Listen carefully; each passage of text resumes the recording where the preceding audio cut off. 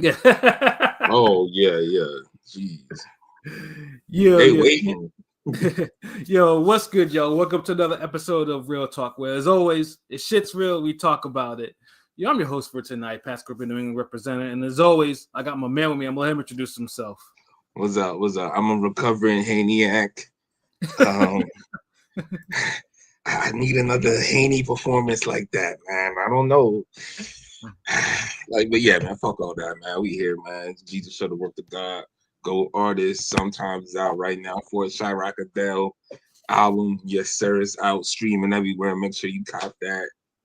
You know what it is. Go artist Monday. RingGameRadio.com. Be live. Be in here. Boxing talk. Let's get it. Yes, sir. Ring Again House forever and always. And as always, I got my other man with me. I'm gonna let him introduce himself. Hey, yo, what's good? You know who this is. Your boy King People. They can box in the building. Ring Game Radio all day. Let's go. Lights get niggas running shit. Lights get niggas running shit. I'm gonna ignore that colorist chant. I cannot participate. Nah, I'm fucking with you. I'm winning right now, nigga. I'm fucking with you. But who's banned? I'm gonna be honest with you. If I was a hater, I would have banned both Mason and Noakes for fucking up my parlay. But you know what? It was a great fight. So you know what? I'm not gonna hate. Shout outs to both of them. They gave us a hell of a fight. And you know, I fuck with Haney, but the Hulkahaniacs gotta chill a little bit. Let's not go too crazy. So y'all got a preemptive warning. And I fuck with Haney, but some of the Hulkahaniacs. Yeah, it's almost like a low level when when people that picked Crawford to beat Spence went under, went ham like I like. Yo, and I'm a fan. I'm actually a Haney fan, but these Hulkahaniacs are getting a little too crazy for my liking. Yeah, absolutely. I mean, let's just jump into that shit, but introduce his last nigga. Hey yo, and I got my other man with me. I'm gonna introduce himself. What's up? Last but not first, but not second, but I'm last. I don't know. But I'm here. Ring Game Radio, Conscious Pod, the West Coast Avengers. Let's go. That was the remix Vegas edition, yo. I mean, he lucky I ain't say the new guy. I thought we was past that. You're like 5 years already. A new guy, 5 years. We gotta get somebody else. God damn it. You see, that nigga got agitated with that shit. Like, new guy, like, god damn it, like the fuck, like. Yeah, but like, he's still not on coffee runs, nigga. Like the fuck. But he's still elevating though. He remixed and he's still elevating. That's what it's all about. Yeah, he did remix. It's all about the elevation. You know what I mean? So yeah, man. Ring 4, man. It came. The fights happened, and some of them. We had a fight of the year, and then we had brutal levels of separation, and particularly in one fight, that we have to definitely get to first. Of course, we'll talk about Haney and Brian Norman because obviously that was the fight that that pretty much that actually fueled the actual card. Like that was the unofficial main event. That was the unofficial main event. Definitely the unofficial. It had all the drama of the main event, but I'll say this: I'm glad it wasn't though. Like now looking at it now, I'm glad it wasn't it wasn't it was the unofficial, but the card was perfect the way it was set up. I'll say that. Yeah, and this is where the turkey. Haney didn't have a walk home, didn't have a parking lot, locker room, or hallway lobby type of performance where you're like, oh shit, you amped up like you just seen Rocky 4 or some shit. A walk-off home run, a walk-off grand slam or something. Yeah. Like Bitter Beef, Campillo, I think that whoever the knockoff, the walk-off knockout he did, it wasn't that. Yeah.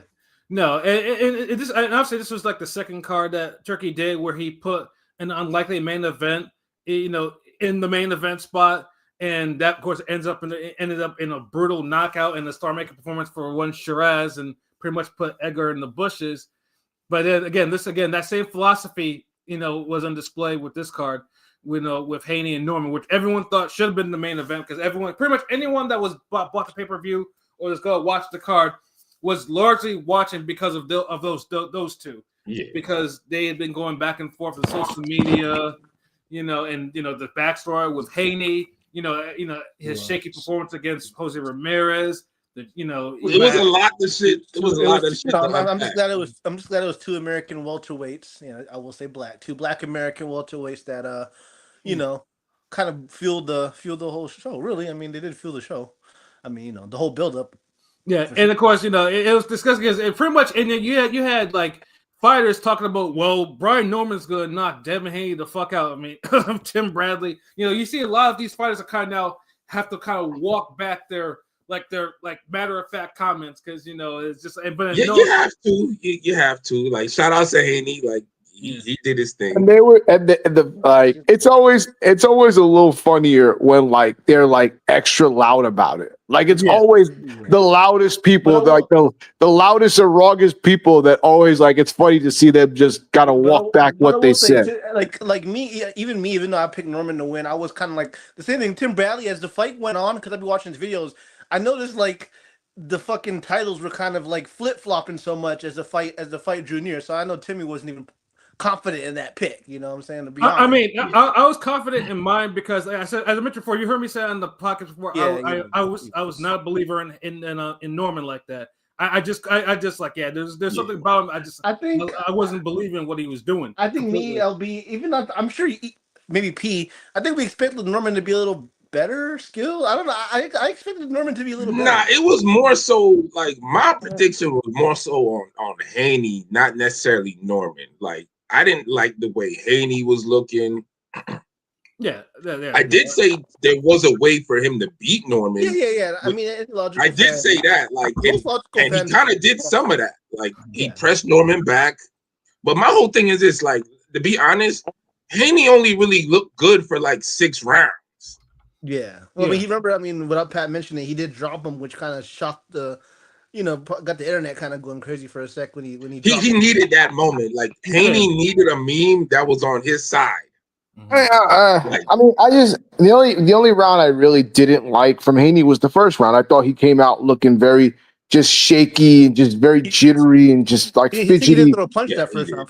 But then the second round, he started getting his groove. So he dropped him. But then he was still scary. Like, man, look, this nigga. Look, I don't know what it is, but he still shook somehow. Like he don't truly believe in himself or what he could do. Like his punch output was still low. Yeah. He did a lot of clinching for a guy his size and strength. Like it was obviously he was the stronger, more physical guy. But he didn't fight like it. And no, he was fighting basically like a power like a counter puncher. Like pretty much all he was waiting too much of a counter puncher. Yeah, like he was just trying to run Norman into a check hook, in which he did, but it wasn't all the time because Norman did, but it tapered off. Like it was looking good the first half of the fight until it got to round maybe the 7th or the 8th where he started backing up in straight lines. It really looked where like, damn, Norman, if you kind of tried a little more, you could kind of do something. Yeah, yeah. But when Norman never adjusted, he never changed levels. He never really. He may have landed a few joints, but nothing of consequence. Nothing. Well, he tried to make it rough in the mid rounds. That was his adjustment, and I think Haney kind of got okay. Wait a minute, he's getting a little rough. So let me try clinching more just to kind of stifle whatever he's trying to do. Like then once he stifled it, like he didn't never put offense behind it. Like Haney, like I don't know. It's this that's why I like. I can't give it an A+ performance. It's like a good B+. Yeah, B+ is solid because like you said, the way he hurt Norman and had him looking, he was supposed to wipe his ass with Norman, bro. Yeah, like Norman was if Norman got out of the second round, he should have jumped on him in the third round, like that because Norman was there's still some type of hesitation with Haney. Like think about this, like we're applauding Haney for this performance. Absolutely. But if Boots had this performance against Norman, we would let him have it, son. Absolutely. Norman so that just show you the levels between these niggas. But after the fact, Norman, after the fight, Norman said it was a flash knockdown. Obviously, it wasn't. I think Haney could have. He could have. Norman was hurt. Haney could have stopped him. I'm just saying, he was hurt after that drop. If or at Haney least won, whooped him a lot better than what he did. Like he could have it dropped him went again. from I could out like if the fight went from yo, I could beat the shit out this nigga until I could outbox him and win clean. Yes, I'll box him now because he took his. I mean, well, I'm gonna give Norman a little bit of credit. I'm still gonna be looking out for him and stuff. I know a lot of fans that were Haney haters are probably gonna jump off the wagon. I see the memes out there, but I mean, there's things to improve on. He's 24, so Because he didn't fucking look for this type of performance and the way Haney looked. Norman still had chances. It was just a strategy, and I don't know if he didn't. I know people are talking about he didn't get acclimated to the over there, but that's his fault. Well, he left a little He's late. fault. He left a little late, which was kind of weird. They got there the week of or the day before a week type of thing, and Yeah, like then I was hearing like they lied about that to throw people off. Like whatever the case was. Like, if you fucked up now, that's on him because you had to travel to Japan and other places. Yeah, so that's true. You already should be a no-brainer situation for you. So, and Japan is like even further, ain't it? So it's like, yeah, and also another thing too is because like, damn. Another thing with Norman that's not really talked about as much for him is prior to him signing the Top Rank. I mean, we're hardcores, but none of us really knew what his opponents were like before he signed the Top Rank. Like, because he was fighting on BLK Prime. BLK Prime. Yeah, so it's like, basically, I only saw like maybe bits of footage here and there though. But when he signed with Top Rank, he was known for the sparring with Tank and Bud. That was his thing. Pretty much, yeah. That was just the reputation. Because this the worst he's looked against Haney. Like, it seemed like he had like the explosiveness was gone. He didn't have like he looked quick in the first couple of rounds, like the hand speed, but this was like Mikey Garcia Spence all over again, but at least Spence he threw more hands on Garcia though. But see, because like I said, I saw him twice before he won the title, and like I was there for the Boca Chica fight, and then when he fought Korea, and he was boxing, I'm like, damn, his boxing is mid. Like I just didn't see it with this guy. So that's why, like, when all of a sudden he stops, Santillan, who's like a brute, and I'm thinking to myself, okay, what the fuck am I missing here? And he's scoring all these knockouts, and it's just like it's the opponents because all the opponents he was fighting are brutes. You think it was Top Rank man? You think it was a classic matchmake Top Rank? I mean, yeah, Top Rank matchmaking. Yes. Now more than ever, absolutely. Yeah. It's a little bit of everything. The matchmaking built him up. And Haney looked extra vulnerable. Like, let's not like that Ramirez fight did not give me any confidence going into any future Haney fight. I mean, to be honest, this is Regis Haney's best performance. And it is what it is. That's what we can get out of Haney. And I think the Regis performance is better than this one. But no, the Regis performance was that was Haney's magnum opus. Like, that was a flawless performance. Like he was the best one since then, yeah. Yeah, because Haney was beat the shit out of Regis, like one sided, like he dropped him twice. Like, he let his hands go a little more too, like like he didn't back up in straight line, like he didn't take certain punches from Regis that he took from what's his name Norman that he shouldn't have taken. So it's still that skittishness, scary, like it just don't feel right. Just like how you seen Lucian Boute's fights where like he looks like a guy who doesn't like getting hit. That's what Devin Haney kind of gives me. Like, Butte is a little worse because the way he turns his head, just the way he acts.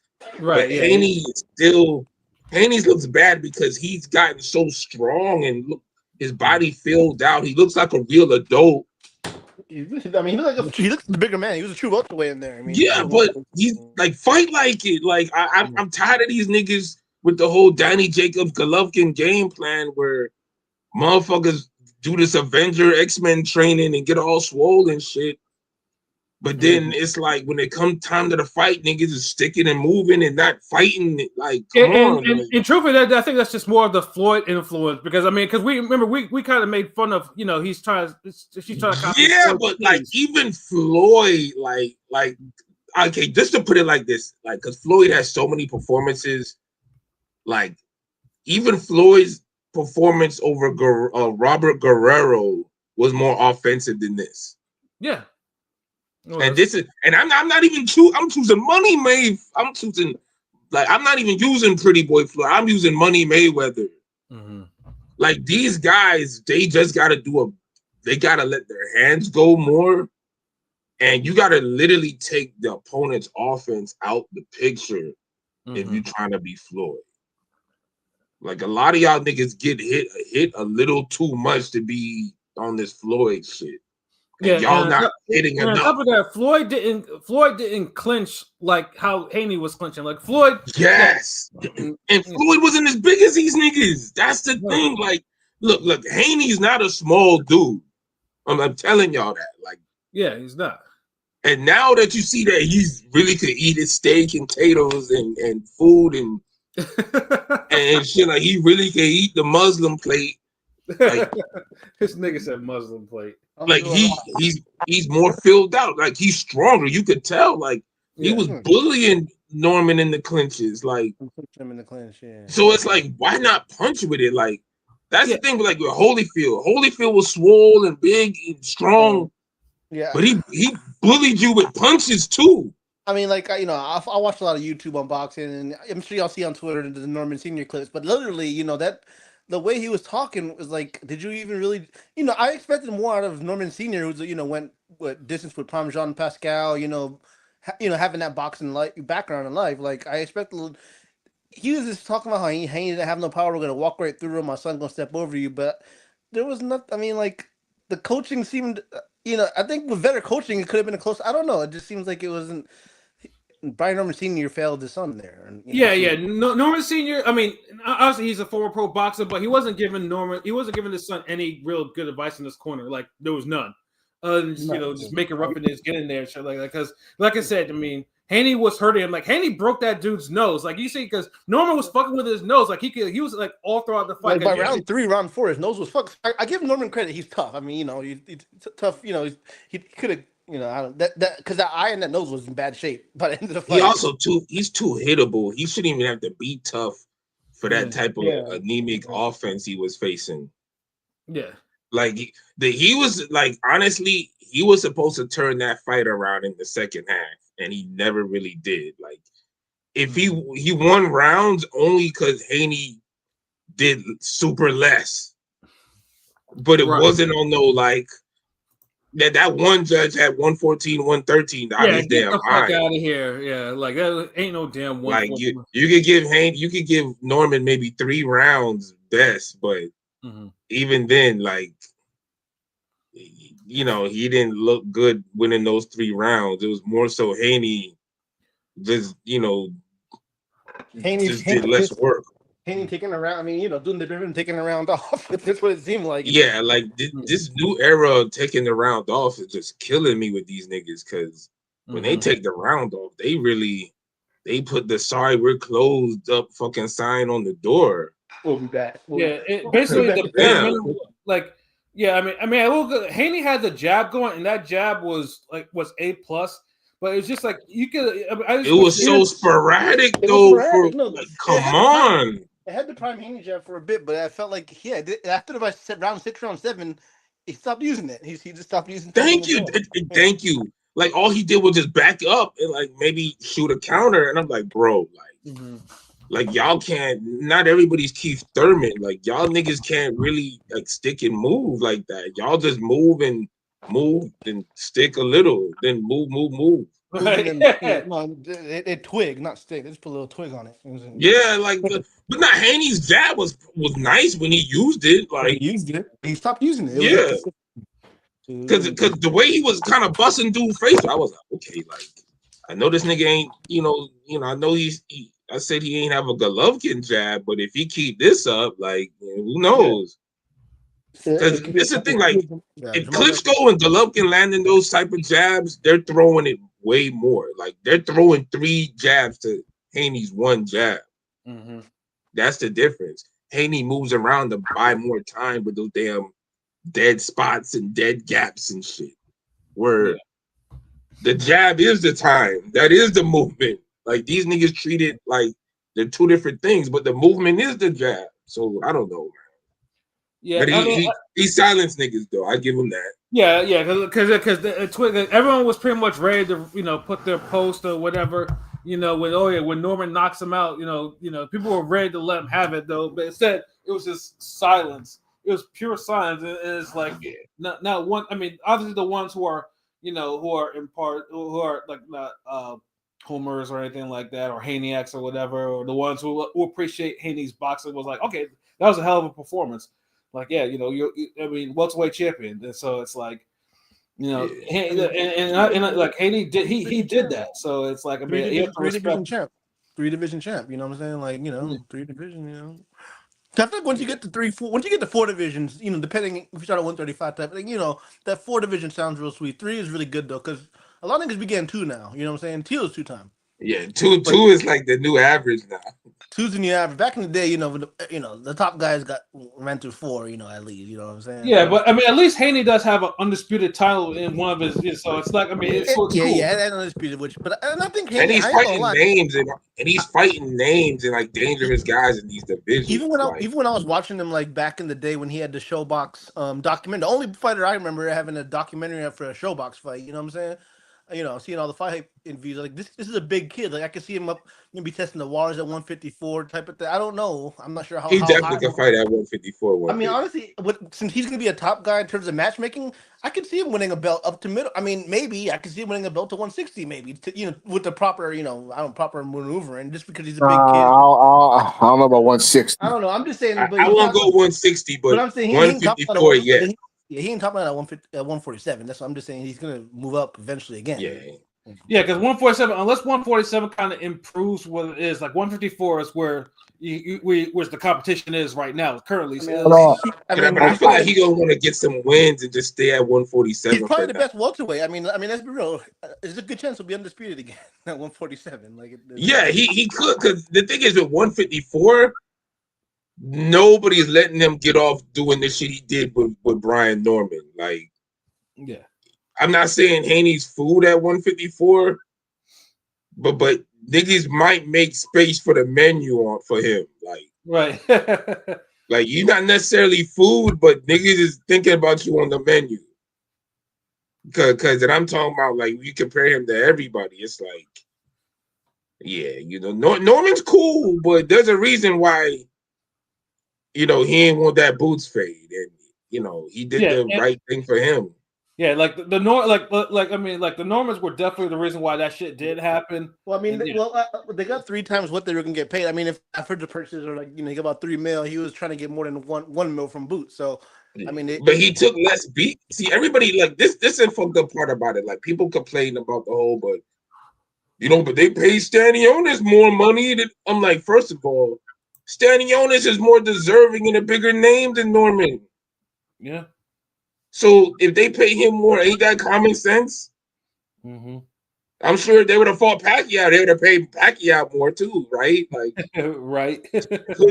like nigga, like, are we making sense here? Like, so when people say that shit, it was always just like stupid shit. Now the shit about Boots talking about he wanted to fight Haney and do it at like 150 or something, that was weird. That was horseshit. Yeah, I was like, no, like nigga, pick a division, bro. Like, yeah, there's no reason to have a fucking catchweight for Devin Haney. Like, are you fucking serious? Yeah, like now you sounded like Regis with the hooker fight and shit, bro. Like, yeah, you want to fight or not, nigga? Damn. Yeah, exactly. And you a guy who was at 147 saying this, like, nigga. Yeah.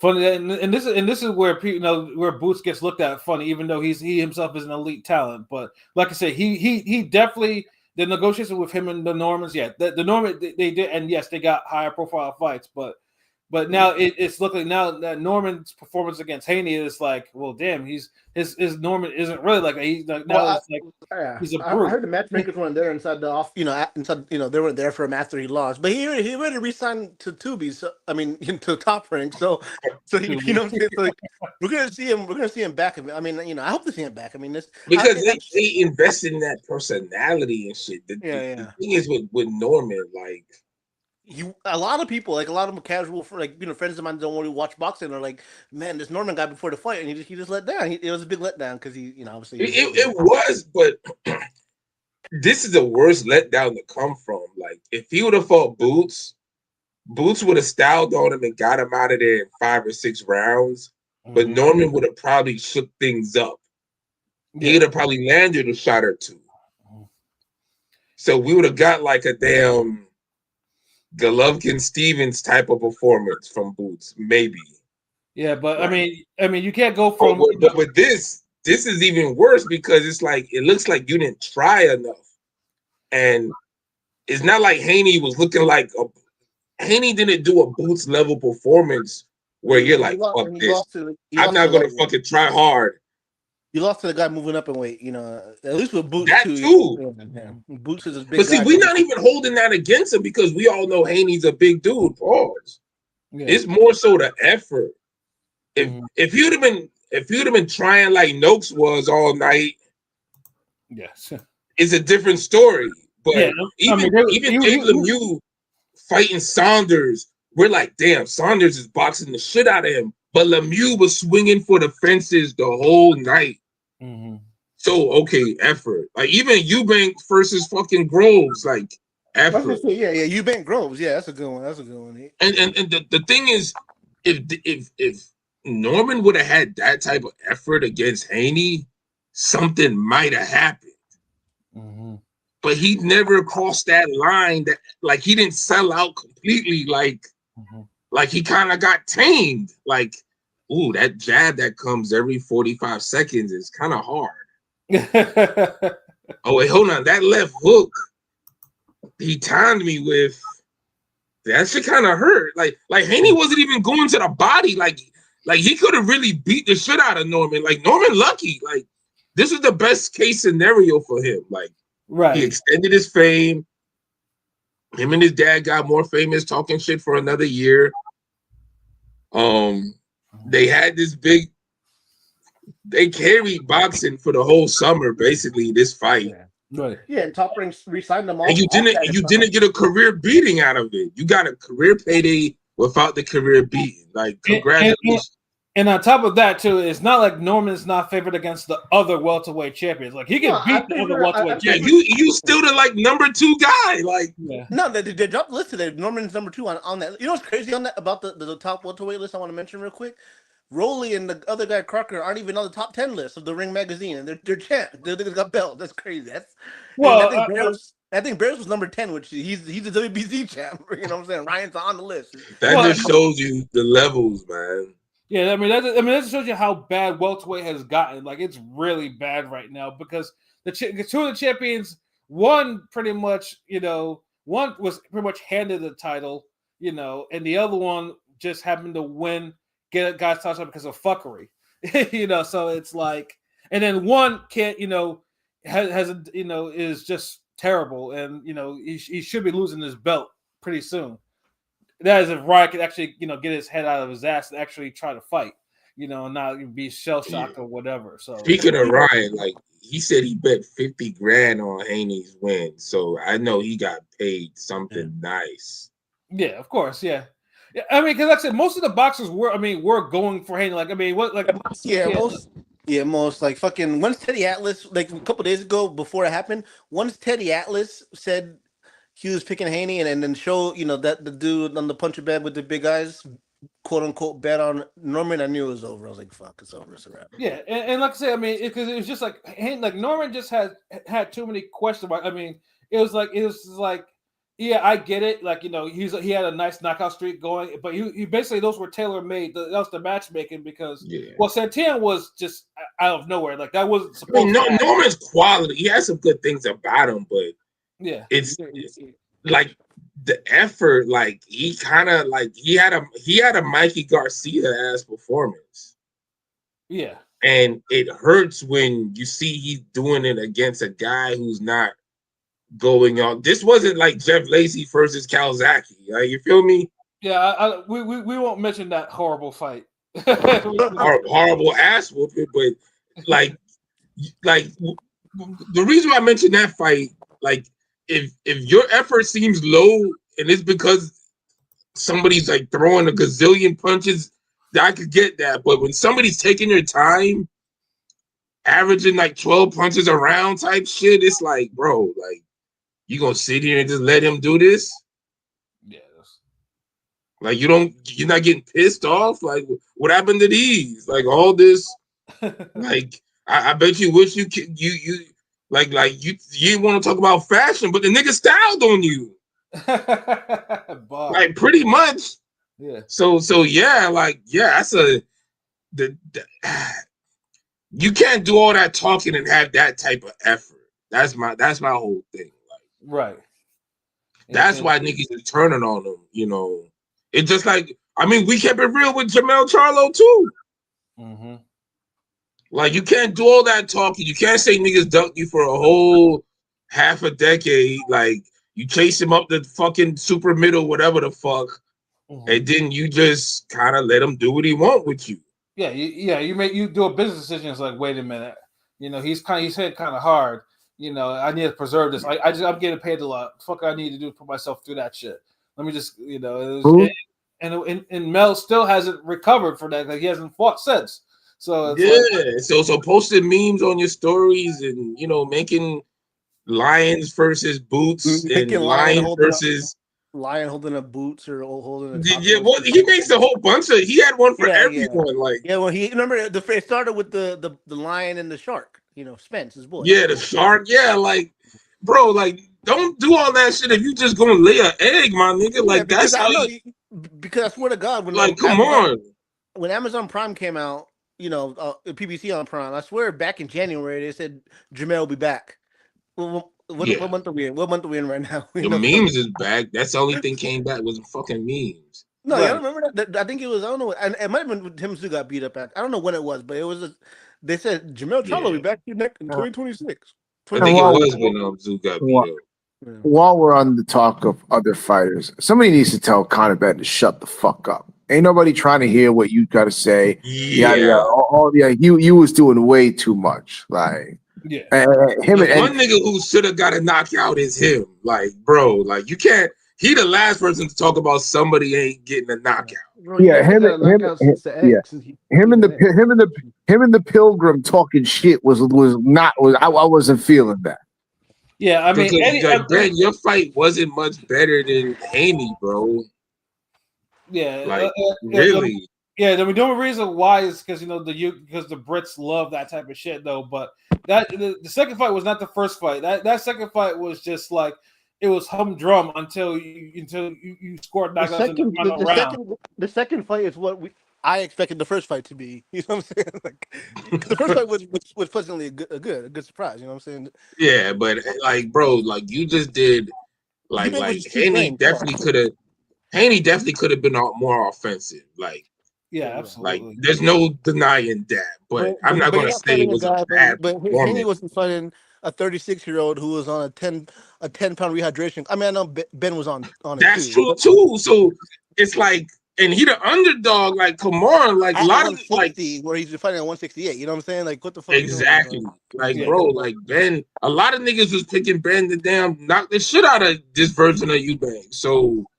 Yeah. It not happening or coming close to it until the 12th is kind of crazy. Like, yeah, like Eubanks won clear rounds off of Ben. Like Norman just got rounds off of just moving forward and just landing a jab or two. Like, right. and Haney just not doing enough. Like, it's like night and day. Well, the thing with Ben, real quick, is Ben, he knows 154. He's not going to be in the top 10, top 5, top 15, maybe 147. Once he becomes a player automatically. You know what I'm saying? Unfortunately, I mean Haney and Ben's a big fight. I feel like it's bigger in America. But like, I think that's a big like. Honestly, I think that should be the next fight for both of them if we want to be honest. Like at 147, Kinda Well, I like mean, Ben could beat everyone else I, kind of I get think I think their I think belts. I think Ben could beat Crocker, who got the IBF belt. But the thing with the IBF belt, you got to go do a 10-pound rehydration clause no matter what. So I don't know if Ben wants to go through all that shit. You know. Yeah, just fight Devin Haney, bro. Like we know Haney track record. Haney will take the fight. It's all about Ben to take that shit because him and Hearn, you know, they just shit on people who not signed with them. If you can't make money with them niggas, they gonna shit on you. So And and it's just wild too because Haney, you know, Haney did sign with Matchroom. Like it was, But it's it like wasn't long term though. It wasn't long term. That's the thing. Hearn, I noticed Hearn's energy changed once the Ryan Garcia fight happened. And he got, when Haney got beat up in that fight. Hearn has never been the same towards Haney. I feel like with media talking to yeah, people. that fight changed a lot of people's perception of Haney after that. Yeah, because Ryan, I mean, Ryan obviously is not seen as a very skillful fighter, other than he has a left hook out of this world, and that left hook, was roided up left hook, but it landed. They Bill Haney likes to float around, do their own independent thing, not come into Eddie Hearn. Ultimately, Eddie Hearn just turns back on you.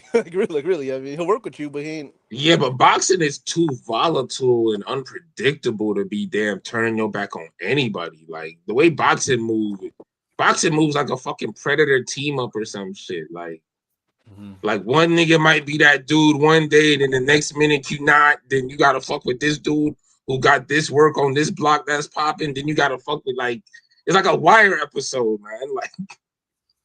Yeah, you don't know who's gonna be up. Yeah, but I mean, Haney right now is in a good spot because he's a free agent. He's not signed to anybody, as far as I know. I don't know if he's. I mean, although they say he has a deal with Turkey, but I don't. But for what though? I mean, if I'm Haney, I make a fight with Tank. This thing is 3 fights for 36 mil. That's the rumorish. You got 12 for this fight. They said that's crazy. Yeah. If Haney's in a good spot, like right now. I would literally make a fight with Tank and just go hard and because it's a winnable fight for both guys.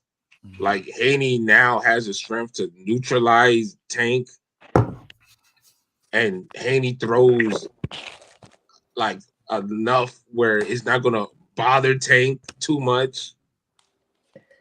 Like that's a good safe mega fight for both of them. Yeah, but it's gonna be Ryan Garcia. I mean, that's coming. Yeah. It's whatever. Like, yeah, I'll say this.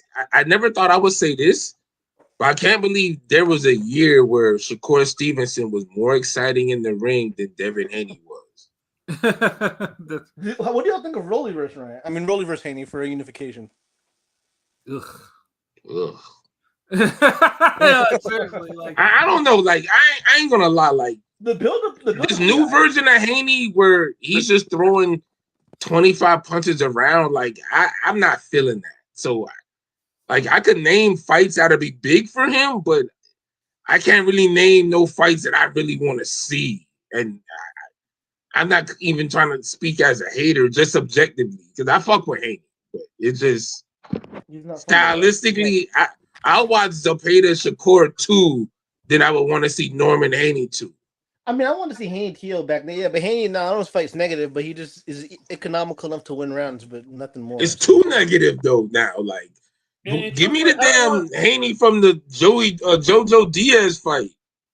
Yeah, I mean, that fight. I mean, Haney was offensive as anything. He had to be because. I mean, even he didn't stop him. Even the Gamboa fight, his offense was looking. Obviously, Gamboa was washed and shit, but still. But the Gamboa fight wasn't that great to watch either. It was like there was not a good fight. But he was being turned the corner after that fight. He needed that horrible ass fight to get his shit together, but he didn't get it all the way though. He threw more punches back then. That's all I'm saying. He just threw more punches. It wasn't. I don't say I don't know he's afraid, but more reluctant to throw. Yeah, because he wasn't getting clocked. Like that was the thing. Like he. Yeah, Tank threw more, but look at who he is fighting. We can't say that off of Gamboa, nigga. Like, shit, Broner would have a Margarito type fucking output if he had to fight Gamboa. I mean, truthfully, both Tank and Haney didn't look good against Gamboa, like at all. Like Tank got a mercy stoppage with Gamboa. Like he couldn't put him out. And Haney kind of went the distance, which was like they were both not really good fight. And Tank was out of shape for the Gamboa fight too. So it's like they weren't good fights for either of those two. Yeah, You know? facts. But yeah, I ain't got too much shit to say else. Probably have a Twitter poll for Haney this week or something like. But yeah, Norman, you gotta like bro, like when you on the big stage, man, you can't just let it look like that, man. He did look Yeah, nervous. I ain't gonna lie. Walking out, I did see a little bit of nervous energy from him coming out the walk. Nigga, in front of 75 people, fuck out of here. You want to fight, nigga? Yeah, motherfucker fought in Japan. That was a much bigger audience than what he fought. Yeah, it's like, see, the Japan fight is killing all the excuses he could have. Yeah. Like, He's that's why niggas is turning on him. As the kids were saying, is collecting Oro doing the whole bow shit, which was, I mean, that was cold, you know, the whole bow and yeah, like that shit ruined all the arguments. So it's like, bro, you really gotta suck it up and digest this L, nigga. Cause like man. I mean, like you know, all you have to do is like, I mean, your offense. I mean, he has a foundation for his offense, but now I think it's just more like. He has to be able to adjust other than just roughing up. Like he has to learn how he definitely needs his feet planted to land something significant. He needs his feet planted like perfectly. Yeah, his body's not in. Yeah, we'll get technical real quick. Like for his body's not synced up all the way. It seemed like he kind of jump reaches on the upper half of his body, and his feet aren't under him. Mm-hmm. So Haney was able to time him with hooks, and he'll fall into Haney, and Haney could just grapple him. So yeah, look, I'll be honest, like there's niggas who you could name certain shit that you could fix, then certain niggas it's like you just gotta start them all over. Right. Like we say this with Wilder. Wilder's a nigga you gotta just start all over. Mm-hmm. Like Norman looks like a nigga that you gotta start all over. Like he don't move his head at all. Mm-hmm. Like and his chin is up, like nigga, like there's a lot of shit that he could do differently. And before this, people pointed out too, like in the previews, like people, his chin is like even in that when he fought Cuevas caught him with a couple shots and made him do a little stanky like early. Yeah, it's like you know his chin's up. That's why I said if Haney looked better against Ramirez, there's no way I would have picked Norman to beat Haney. But it was just I can't rock with that type of performance and have confidence against a puncher. Like it's just I'll be wrong. I'll die on that fucking hill, but bro, like I'm just glad it's just hard. I'm glad just 20-some-year-old niggas fought risking a zero for a title. You know what I'm saying? So. Yeah, that's the biggest takeaway.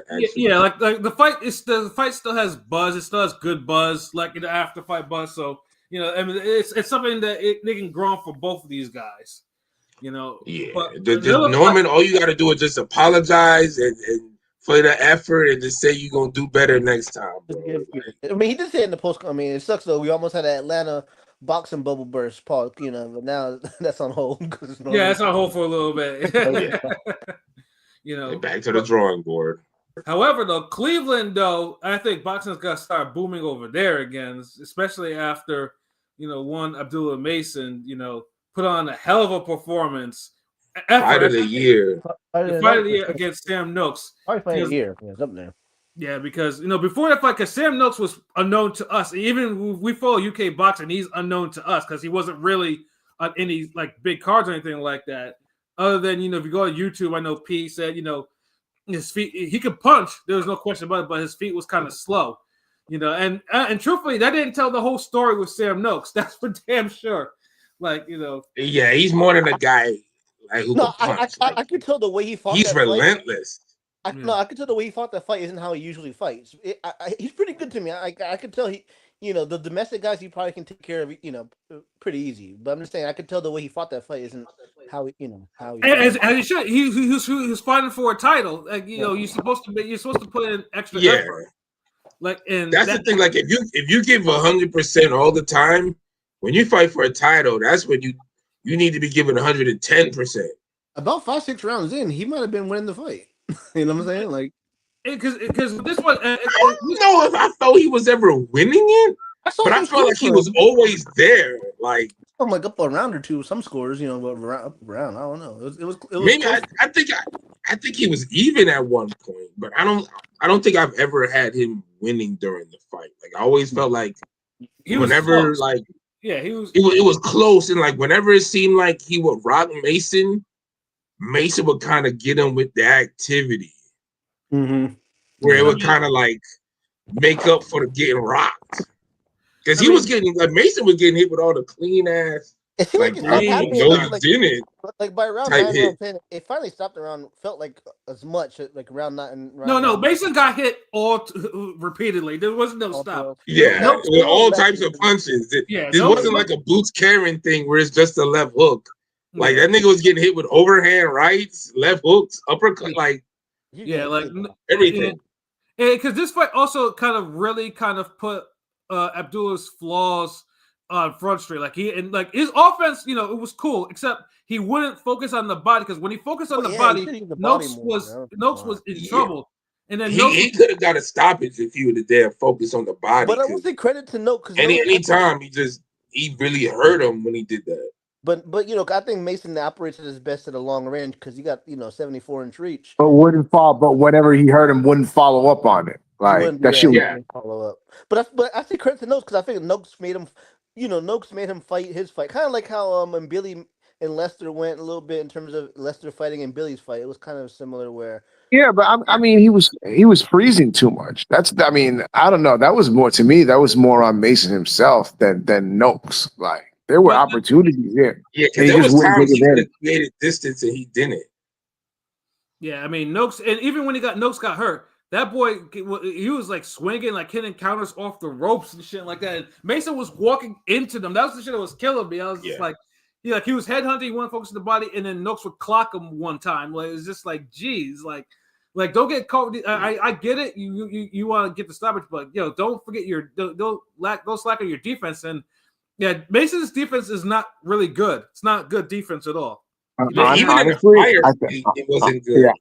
Honestly, I think Mason might have a little bit of boots in him. He might enjoy. Yeah, he might enjoy walking into the fire a little bit too much for his liking, and you never know. He's been unlike Boots. He's been dropped before and he's been hurt before. So I don't think that's always the best strategy.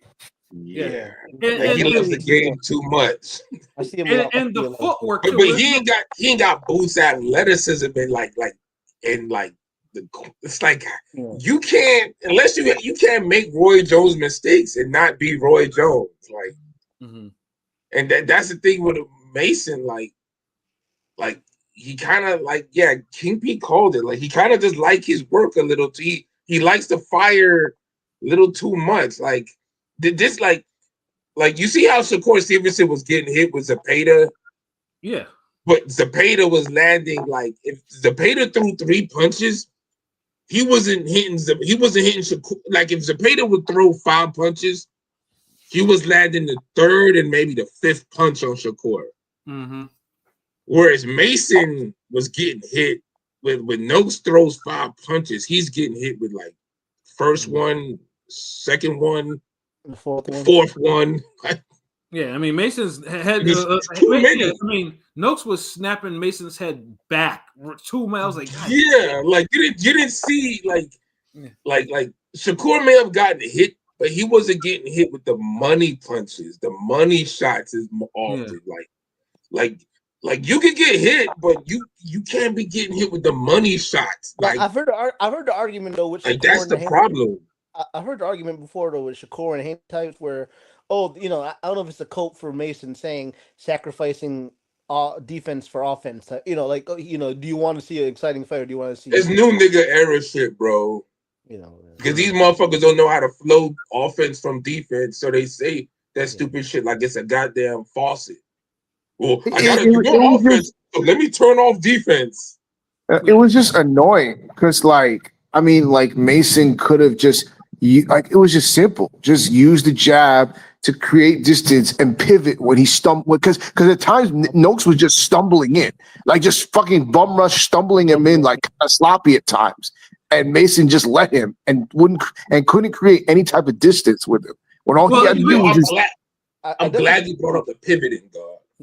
This nigga stance is too fucking wide to do that pivoting shit you're saying. You're saying exactly what he needs to hear, but these niggas, it's hard to pivot out of those wide ass Jean-Claude Van Damme, Caleb Plant ass stances. That's something you gotta fix in the gym. It's a bad habit of his. But yeah, keep going. I definitely wish he do the jab more and go to the body. Like I said, I was watching that fight. Just jab more, go to the fucking body. Like that's the two things he could have done that would have helped him a lot. I felt like, Yeah, especially because Noakes' footwork. Now Noakes may have slow feet, but he has educated feet. Footwork is not always speed. Noakes was where he needed to be to cut off the ring on Mason all night. I mean, you can tell Noakes. You can tell Noakes had the experience of that. The experience played. Noakes had the better footwork, to be honest. Yeah, he did. Like if you take away Noakes' footwork, like his punch output drops by 30%. Yeah, he threw because he was in position to throw, and that's part of him winning that. Like him doing that, and a part of Mason allowing him to do that. Yeah. So and like I said, it made the style clash. It made for a great fight, but like I said, it put their flaws out on Front Street with Mason, right? And I get Mason's only 21, like so. I mean, he's still a young guy. He's still in this boxing, but it's like and I get it. You like honestly, you're supposed to fight like that for your first title. You're supposed to want your first title, like so. I can't. But it's just like he could have made it a lot easier on himself and take less damage from Noakes, especially when he had Noakes. He was freezing Noakes a good amount of times in that fight. I will say that's another one of those fights where it looked like someone could have got a stoppage, but it went the distance anyway. Mm-hmm. Yeah, but I'll say he definitely, Mason definitely earned his title. You know what I'm saying? It was a great. Oh, he fight. did. Yeah. Like and like I said, the scores were I had a 115, 113 for Mason. Like the score that was a hard 115, 113. Like that was one of the that was not like. You can find 5 rounds to give to Noakes in that fight. Like, that was, it was that fight. And like I said, Noakes made himself.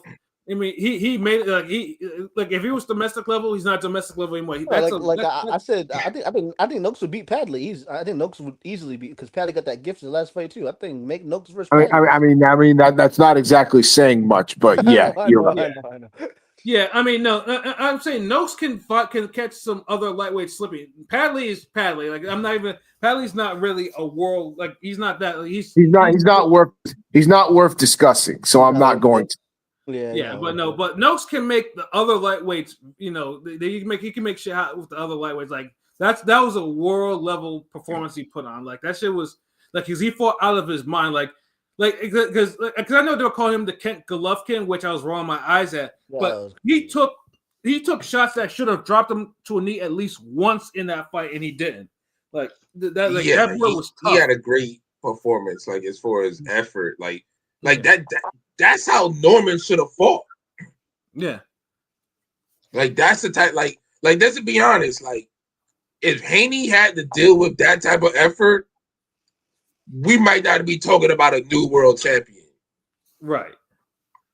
Like that extra hustle, that's a difference sometimes. Like, but yeah, he made opportunities because he was hustling and he stayed in front of Mason and he landed all types of shots. And he believed in himself. Yes. Yeah, because say it again, he believed in himself. Like you have to fight like that, especially a world title.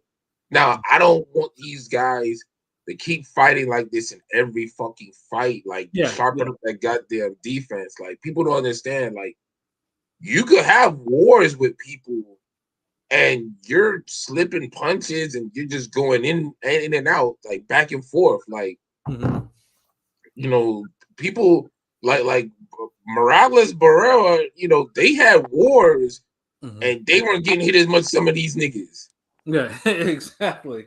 So, like just putting it out there, like we got to stop this whole I'm turning off defense so I could just give you a better fight. No one's saying that. Like I hate like that's how bitches argue. Like you say one thing she did wrong or one thing she didn't cook right, then it's like, oh, well, I'll never cook for you again, motherfucker. Like bitch, I said the mashed potatoes was salty. Everything else was good. That's all I'm fucking like. Like that's how you niggas.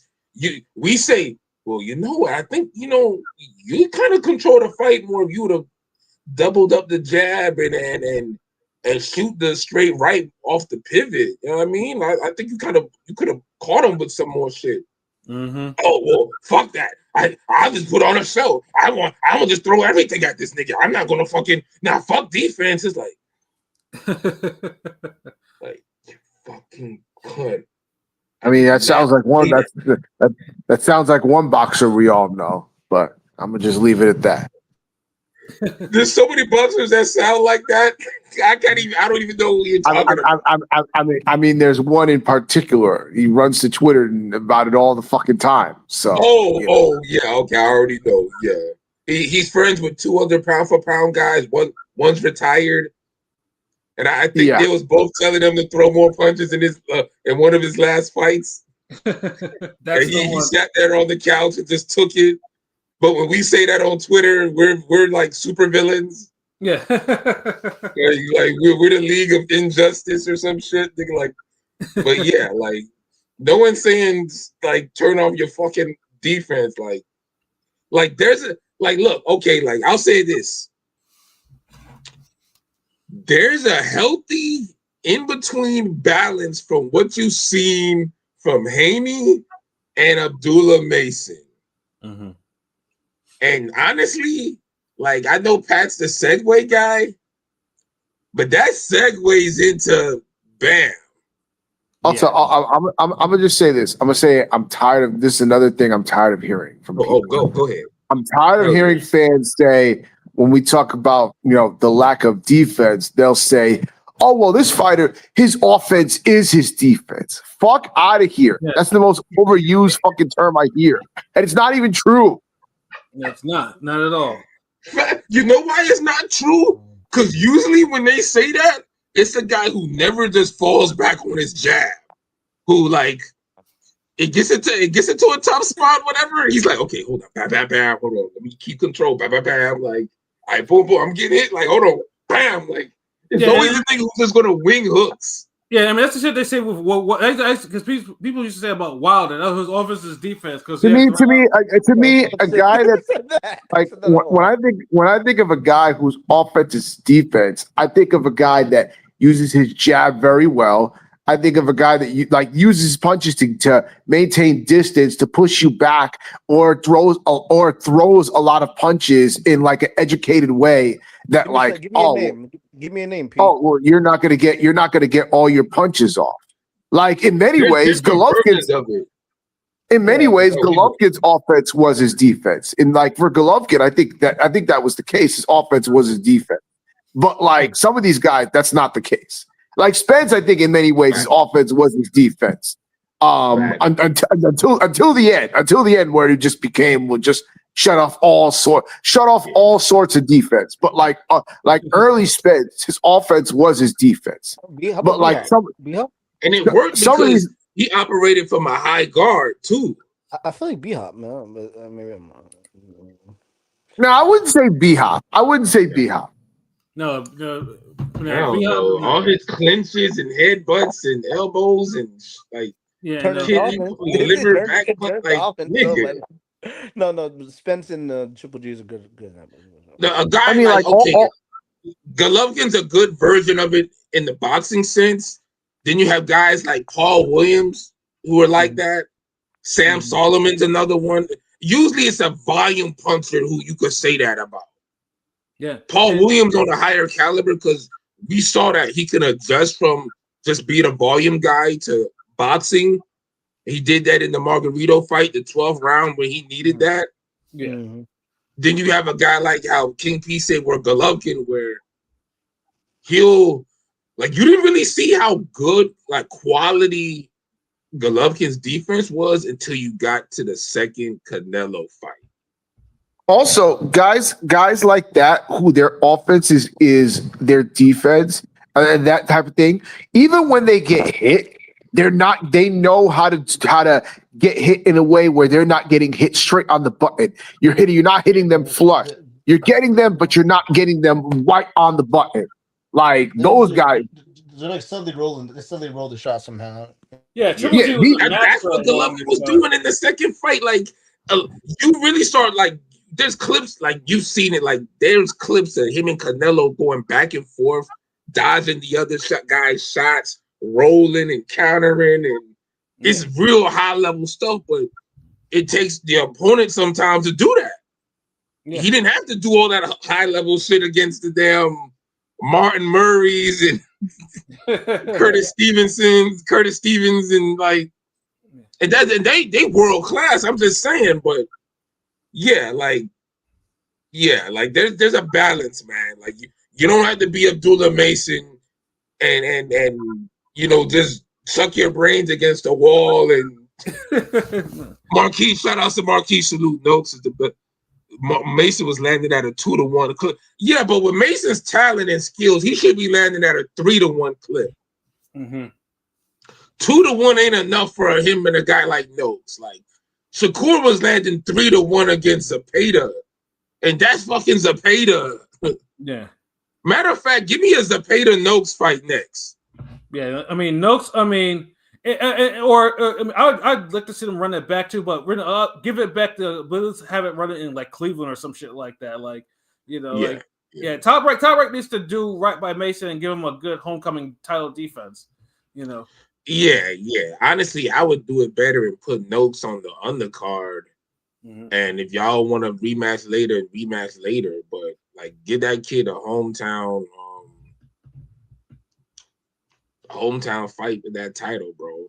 Yeah, because Mason deserves it. So like, I mean, but definitely like Mason, Noakes, star making. Noakes deserve a hometown fight as his own too. I mean, definitely put the kid Tiger Johnson from Cleveland on there. You know what I'm saying? They got a few top. Ohio be having boxers, right? Like amateur boxers and bro. Yeah, Ohio would never run out of fucking boxers. Yeah, Ohio is just, I don't know. There's something about that state. Like there's always gonna be some shit going on that niggas is gonna. Ohio's not gonna run out of damn boxers like Texas ain't gonna run out of guns, nigga. Yeah, like Florida's gonna run out of damn alligators, nigga. With football players, yeah. Mm-hmm. Like nigga, you could just walk on the street and like bump into a football player down here. Yeah, no, but yeah, everybody know how to juke or have an arm or some shit. Yeah, no, but yeah, that's what that's why I hope that Mason and Noakes get, because they definitely earn themselves some more opportunities and to earn like bigger. Florida ain't never gonna run out of niggas that can run a 4.3. Like I swear, if all else fails, like, but damn. That made me think if there's a zombie apocalypse and the Florida niggas are part of the group, you gonna be the one people gonna be like, yeah, you gotta be one of the scavenger runner niggas. Like, yeah. Now let's get into this Bam shit because I want to talk about that. Yeah. Nah, the Bam. Basically, what I was gonna say was Bam is like the perfect balance. He's like that. He gives you the Haney boxing. He gives you the Mason aggression. He balances it where he'll take chances, he'll get hit a few times, whatever. He'll go at it, but he's keeping a healthy, aggressive level of boxing. And he's not completely selling out. Like you're not just gonna be able to get So no, Bam is a complete fighter, and I think now I'm glad people are starting to realize that now. Yeah. And like I said, because what he did to Puma was, like I said, most people don't do the Puma. Like Puma, as I said, Puma was on PBC cards beating people's heads in with his volume, like, because he was beating the shit out of people. Like, and like Puma was like, it was a true 50-50 fight on paper because Puma was just, he was just like a buzzsaw. And undefeated, so he don't even know how it was to lose. Yeah. And Bam just took him to school. That was an elite performance by Bam. Like Bam, he fought at his own pace. He didn't smother his work. He didn't rush his work. He patiently broke Puma down to the point where Puma was swinging for the fences, and shit like that. And he broke A+ performance, bro. Facts. Thank you, Pilot. That's an example of an A+. It's like when he knew Buddy was ready to go, he turned it up. Yeah. And, but the only way you can really do that, and this is why perfect, like elite level punching mechanics and timing plays a part.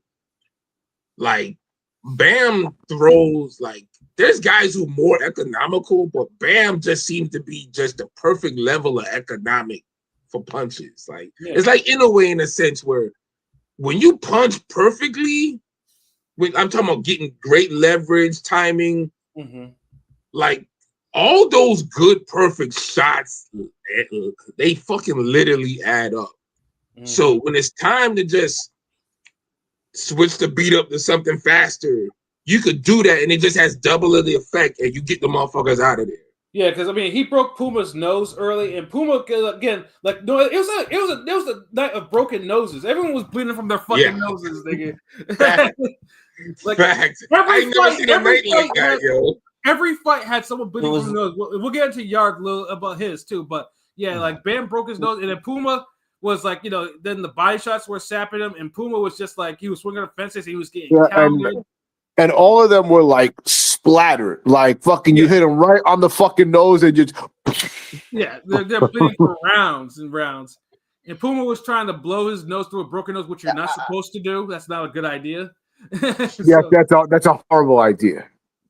Yeah, because you mix that in with some body shots, and you're gonna have a hard time getting the oxygen in. Bam was landing body shots though. I mean, Bam's so complete. I mean, I'm not trying to sound like I'm glazing, but he's just a complete boxer. You can, No, you can say like It it's is, bro. justified. Like if he's not like top 3 pound for pound, top 4, I don't know. He's top like, 4. Like, yeah, he's top 4. I don't know if I put him over. I mean, because Bivol. I mean, I can't put him over Inoue, of course, but No, I mean the top 3. he's definitely better than Usyk.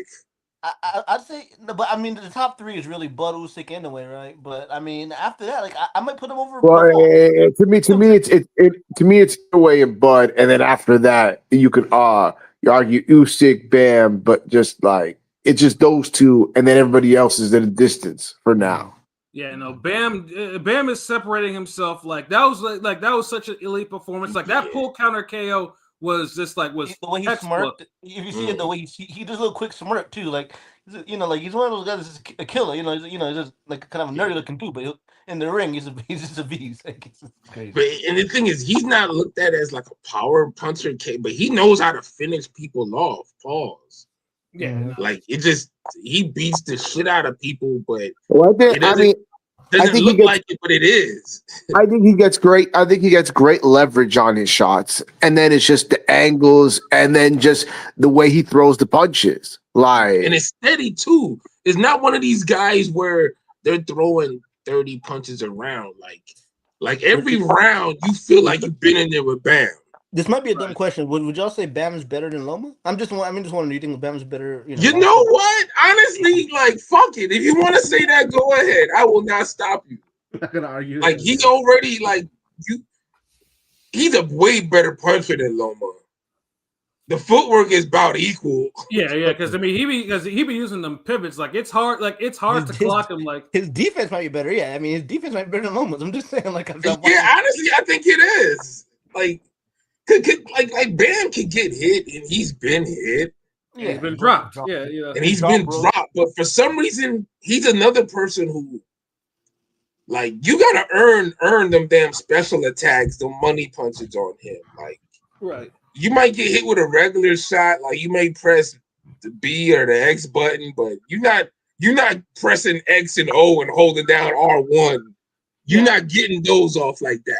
Yeah, I mean, pretty much Bam's only really bad fight was just the broken jaw fight, and that was probably unexpected. Like, the Gonzalez fight. Yeah, and that's when he was like he was fighting like 3 or 4 times a year, and I was like, okay, Eddie needs to kind of chill, like that shit back. Like, you got like pop greatness here. Don't fumble it, bro. Yeah, but again, this nigga's jaw broke. That's Bam's only real bad fight because he was struggling a little bit because it seemed like he kind of fights with a little more silent urgency since then.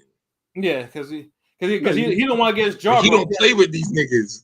No, I mean shout out Robert Garcia, because him and Virgil Ortiz both looking. I mean, like they both have improved from like say 2 years ago. They both look like they're very refined at what they do, in terms of And honestly, if Bam fought at 126 or something like that, he'd probably be a star. Like he'd be a bigger star than he is. His big fights are fucking Junto and Inoue, and it's like it's a high. I mean, he could. I mean, we might eventually see him at 126.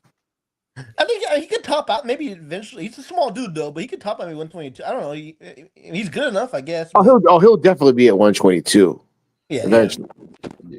But it's just like now we just need he needs to force now. Now he has all the belts except for the IBF belt. Now we have to wait, see if Kenshiro can actually kind of win the belt, and that's probably gonna. If he does, that's probably gonna be his next big That's not a fight. Oh samurai my fight, god, right? he's gonna Is that the oh my Inoue? god, Is that the yo, Inoue? he's gonna beat the shit out of Kenshiro if that fight happens. Well, Kenshiro's Bro. fighting 23-6 champ, but that's on the not the samurai, right? Isn't that on the Inoue Gento card? Yeah, that's on the Inoue card.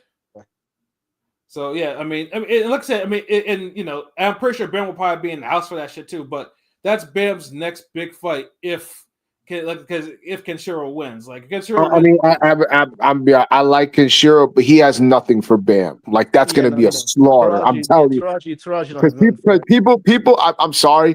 There's a lot of people that follow the lower weights that like fucking overrate the shit out of Kenshiro. They do, Kenshiro they is do. good, but he's not that good. No, Bam's- you They do. yeah, honestly, Kenshiro wars too much. I mean, no, don't get me wrong, he has great victories, but that motherfucker's entertaining as shit. But yeah, I think now the wars are showing on him. So Yeah, he's like, cool. even if he loses, And especially at that, you get older at that weight, the younger you are, you know, and especially when you're a Japanese fucking face blocker. You know what I'm saying? Like, but yeah, but I mean, but they're gonna make sure that you know Bam gets undisputed at 115 because he'd be the first So undisputed he has to. I champion. mean, he's 25. You got to get that undisputed. You got to get that on your. Yeah, on your- they're I not- think he'd be the first Superfly ever. I think first Superfly undisputed champion. Yeah, I just said that, bro. My bad. Yeah, but you know, yeah, Bam, like, but yeah, that was such an elite performance. Like, and like Puma will come back. Like, I mean, Puma, it was just like it was just again, it was just a brutal level of separation because Puma can beat the shit out of other fighters in that division, but Bam's just it was just too much for him. He couldn't do anything with him. So, you know, Puma will be back. You know, but yeah, that was just that was an A plus. I don't know. It was a weird weight cut because he was wearing the glasses and he came in at 113, like 2 pounds under. I don't know, but either way, Bam was gonna beat his ass. I'm just saying, like, it's kind of crazy. Maybe he needs to move up. Maybe he needs to move up in weight. I don't know. Yeah, I mean, I'm pretty sure like 118's in his future because you know we just had Monster's brother just win one of the belts this morning on that top rank card. The kickboxing level, right? Tension. Yeah. So yeah, I mean, Takuma? yeah, Takuma, yeah. So yeah, there's definitely fights for him up there, but yeah, Bam. All you need to do is just target the brother and set up a eventual super fight for him. If you whoop the brother's ass, that's all they're gonna talk about. Like, But them anyway, Japanese niggas too got to much get honor. past Junto. Anyway, and I ain't gonna. We'll talk about that when that time comes. Anyway versus Junto. You got to get past Junto and Nakatani first. Man, ain't no one. he will. They probably will. They will. I mean, they're not trying to fuck up that fight unless one of these Nah, guys that's a loses big- in that's a December. big- Yeah, but see, Bam and Inoue, you know, Bam and Monsters are ways away still. But if Bam beats the other Inoue, is now the fight semi in the future. But the thing is, Bam because Inoue himself was like 32, so it's like kind of like he's gonna catch him on the way out type of thing. You know what I'm saying? I don't. You know. How it goes. I mean, it'll be like Monster didn't catch Chocolatito on the way out. Mhm. You know, this is just the universe. If Monster gets somebody when he's at Chocolatito level now, where somebody the nigga who's him now comes after him at this stage, that's just the game. Yeah, and it really just depends too how aggressively Eddie wants to move Bam up the division. Like once Bam becomes undisputed at 115, his business at 115 is done. Like he can move up to like 118. Is more or less like how many divisions if he really wants to really accelerate him because. I mean that fight with Monster does have a limit, so it's like especially if Monster goes to 126, you know. Yeah, because you don't know who, you know, they might be enticing him to do 130. Yeah, exactly. So it's like you know we don't know the climate. You know, we could have already had Espinoza, Nick Ball, right. or some shit, and now it's like, yo, the winner fights Inoue. Now we're like, oh shit, hold on, that's a crazy fight. Yeah, because who cares about Bam now? Like, yeah, because if Monster goes to 126, that Bam fight will probably have a very small chance of happening unless Bam wants to be on some, jump up 2 weights type of shit, which I don't think he's going to do. So see, this is the thing. If he whooped the brother, all things are possible. Because I feel like in a way, will put shit on hold to get revenge off of that. That's the best way to go about this situation. Like that nigga don't play by his pops. He don't play by the like telling you like if Bam wants that future monster fight, whoop the little brother. Yeah.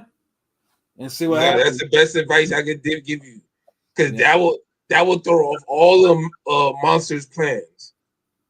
Yeah, absolutely. Especially if he KOs him, like because Takuma's tough, but yeah, if he KOs him, it's like monster man. Okay, look, I'll stay at 122 just a little bit longer, so Bam can come up here and get this work. Yeah, like that's the best way to go. So I would really just start that bubbling. Like I'm gonna beat up the little monster, and then I'm gonna beat the fucking the Beowulf, the mom or whatever, like the bigger monster. Nigga, fuck that. Yeah, no, but like I said, but Bam needs recognition right now. Like he is in that area with Crawford and Usyk and Monster right now. He is at a young age. Yeah, at a young age, like he is him right now. Like as the kids like to say, he's him right now. So it's like because I think the only L that Bam took was just I saw the male pattern bonus in his head. I'm like, God damn, he's balding. Oh well. Yeah, because he has to take some sort of L, I guess. Yeah. But man, no, great performance by fucking Bam. Like, and it was nonchalant. Everything about that shit was flawless. That's how it should be. You know what I'm saying? Yeah, there's no complaints. Absolutely not. But the main event, though, and I get it. It was the reason why that was the main event. Obviously, because we saw a stoppage and everything like that, though. But Yard had the worst performance. It was kittens in the camp. This fight, yeah. And it was disappointing because Yard is a domestic level fighter who's shown world title effort. I'm sorry, but fucking Tunde might be the most fucking useless trainer easily. Like there was honestly what does he do? Like you have a guy who has natural power. Like you can't like he wasn't moving his hands. Like you couldn't train him to use a fucking jab to at least jab the dude up or something like that. Mix up his punches. Yard was trying to be a fucking counter puncher. I was like, that's not your fucking style. You're not turn this nigga into like an influencer boxer looking ass nigga. Yeah. And then all you gotta do is trying to clinch Benavidez. The worst thing you can do to Benavidez is clinch him because Benavidez. That motherfucker trained with Triple G. And why would you wait? First of all, you don't exactly have the best stamina. Why would you waste your energy doing that? Yeah, no, that was stupid. Yeah, Triple G and Kelly Pavlik, right? As a kid, like 14. Yeah, he trained with Kelly and Triple G as a fat teenager. That motherfucker knows how to fight on the inside. His IQ, that's what I'm saying. His IQ is crazy because he's been boxing that long. You know what I'm saying? With two world champions as a kid. Destroyed him on the inside, like, especially the little highlight of him throwing a fucking one punch killer instant combo. Like because but the thing is, Yarde was holding him though, holding his own. Yeah, the referee let it go. People the referee said, "You're holding, bro." Like don't know boxing because it was legal. Clearly, it was legal. It was legal, and you want you wouldn't let him go, so Benavidez made you pay for it. Like that shit was, and I posted that clip. I think the story on my internet, and people were like, "Oh my god, what's he doing? Is that legal?" It's like, yeah, it's very legal. He's initiating it. So he's fighting in the clinch like he's supposed to. So yeah, that's what he's supposed to do. He made him pay for it. And Yard just got his ass whooped from 1 to 7 and shit like that. Like nothing. Like he took and he got his nose broken too. He was bleeding from his nose. You could see Benavidez land a shot. You could see the blood flying from his face. Like it was disgusting. Like it was Yard had Yard. It's like why the fuck would you? You get a spot like this. Why would you just not show your best effort? Like it was horrible, like watching that. But it was needed because Benavidez got the fade. He got the stoppage that he needed to get. Yeah, I mean, if nothing else, credit to Yard because he was a tough motherfucker because he took a beating. But yeah, damn. Truthfully, I think that beating should probably put him in retirement now because he's clearly a little bit diminished now because it's just like. If you're gonna fight like that, you're like 34, 35. You might as well just go pack it in. Like he got a solid payday, I'm sure, for his trouble. Yeah, easily. Yeah. But it's just like Yard, you were given that spot because you gave Kovalev a better beef, or trouble. You know, you gave him good work in even when you went down in defeat. But, yeah. I Yeah, mean, I'm not trying to overrate Benavidez, but I think Benavidez is right now in his fucking prime, and he would have stopped Canelo on his feet. And I could tell why Canelo ducked it. But the one thing I don't like after this fight is now he's talking about he's going after Zerto now, and I'm just like, It's a big like, fight. If he goes up to cruiserweight, he's not coming back down. Yeah, I'm telling you that right now. he's not there. He's done. Yeah, because and you can see too. I mean, obviously you can tell. Like, I mean, even at 175, you can tell he's still a little, heavy. Like, he had the pigeon fat on his trunks and shit like that. He's still, it's probably killing him to actually make the weight. They were saying it might have been a struggle for him to make weight, and I wouldn't be Yeah. surprised. So he goes up. No Bivol, no Beterbiev. I'm sure Turkey is happy he gets to hide his fucking buddy. I ain't gonna lie Benavidez. though. I feel like they're not chomping at the bit for Benavidez. Like I know Beterbiev came out with something today or whatever on Twitter, but it's like they're acting like why not wait for them? They don't want to. I mean, I feel David fighting Zerto. It's a big fight. It's new face in Mexico and shit type of thing because it'll be on Cinco de Mayo, I guess. I mean, Nobody personally, does. personally, Zerto should be going after Apataya or something like that. Nobody wants to fight Jai. I mean, I know I like Jai too, but nobody wants Jai. Is like, he's to me, that's the fight. That's why I'm not a big fan of him going up. Okay, yeah, I just got my win against Jai. Okay, I'm gonna go up and go fight Zerto. It's not the time for it. But there's nothing wrong with that fight though, because it's not like Beterbiev and Bivol trying to fight him right now. Yeah, I just think other fights should happen before that fight should happen. There's just what other fights? Well, I just said Zerto and I feel you, Apataya. Pat. As a hardcore Pat, I feel you. I just think Jai Opataya isn't.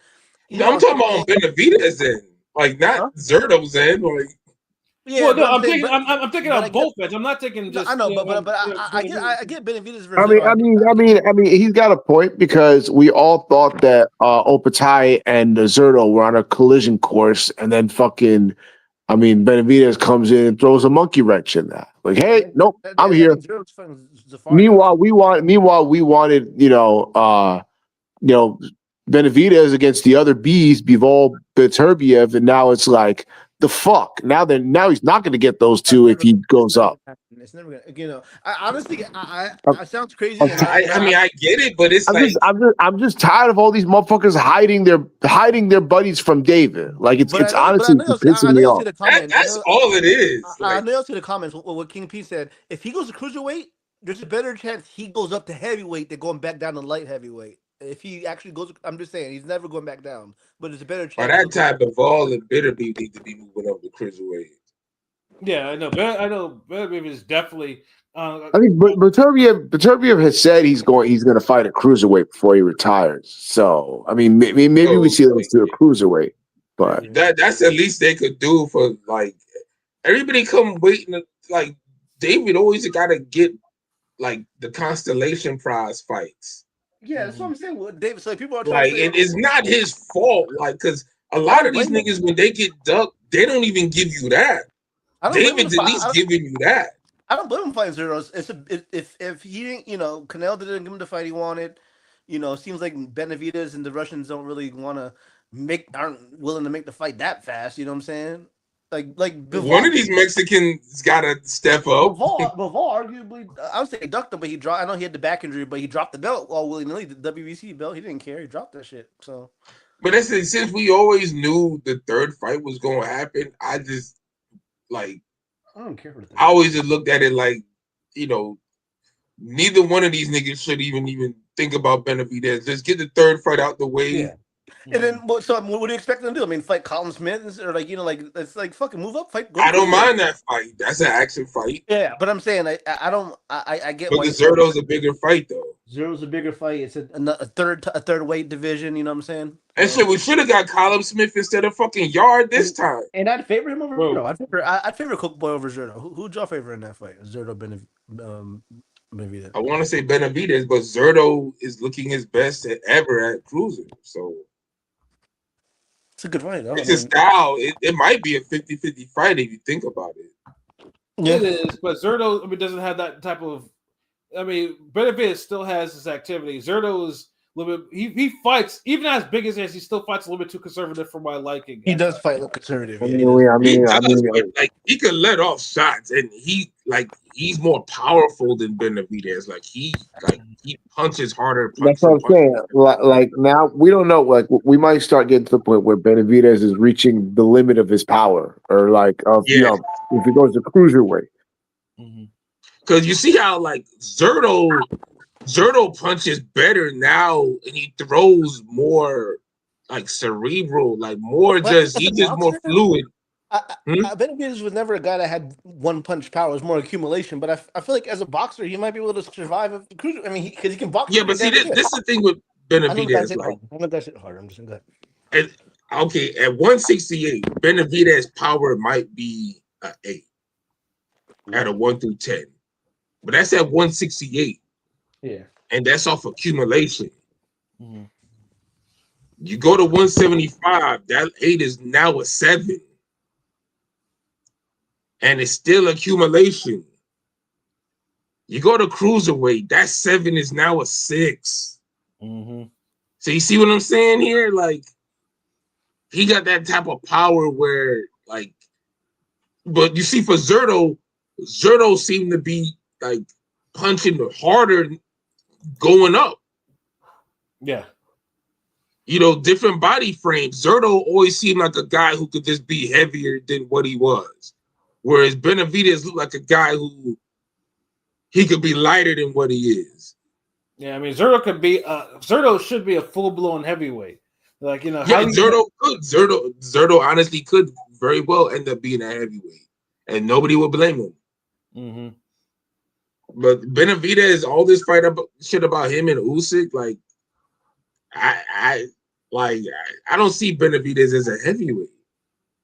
Right. I don't. I think he would get hurt like trying to be a heavyweight. Like maybe in this era, now I don't know. Like, but I wouldn't pick him to beat no Fabio Wardley. You know, like, would you? I mean, I would, but it would be. I still think it'd be 50-50 because you know Fabio, like, power be damned. Like, you know, he's man, dude, he's the worst person for Benavidez because the overhand rights, and the fact that he throws all types of different punches. Like, it's hard for Benavidez to get into a rhythm and pick them shits off. Like, but the thing is, I mean, Wardley isn't that type of offensive fighter. Like his bread and butter is he hits hard. He's not like he's explosive though. Like he's explosive and unpredictable. Like he has that thing going for him 100%. Like Benavidez will probably hit him like on a 3 or 4-1 basis, but Wardley can probably knock him out with one shot. So that's that type of deal. That's like, I mean, Benavidez can't overwhelm because Wardley. Okay, let me ask y'all niggas. Fuck that. Like Fabio Wardley and Benavidez at heavyweight. Pat says it's 50-50. Who would you pick in that fight?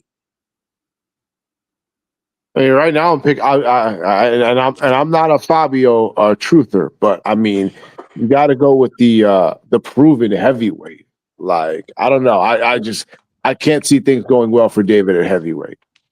I mean, Lampley's been on that. Jim Lampley's been on the wave saying, but if you know, I think he's also Breadman's post talking about him versus Usyk, super fight and shit. I don't know, man. Well, no, I mean, Usyk will beat the shit out of Benavidez. I know. But I'm just saying, like, Breadman saying that shit, Lampley, like, you know, credible names are trying to push Benavidez to heavyweight. It's just kind of crazy to see. Yeah, I don't know. This is one of those industry trying to make a fight, and it's not the fight that the fans want to see. Yeah, because we're saying if it's 50-50 against Wardley, what the fuck we want to see him fight Usyk then? Yeah. Yeah, Usyk will absolutely destroy him. That makes no sense. That makes no sense at all.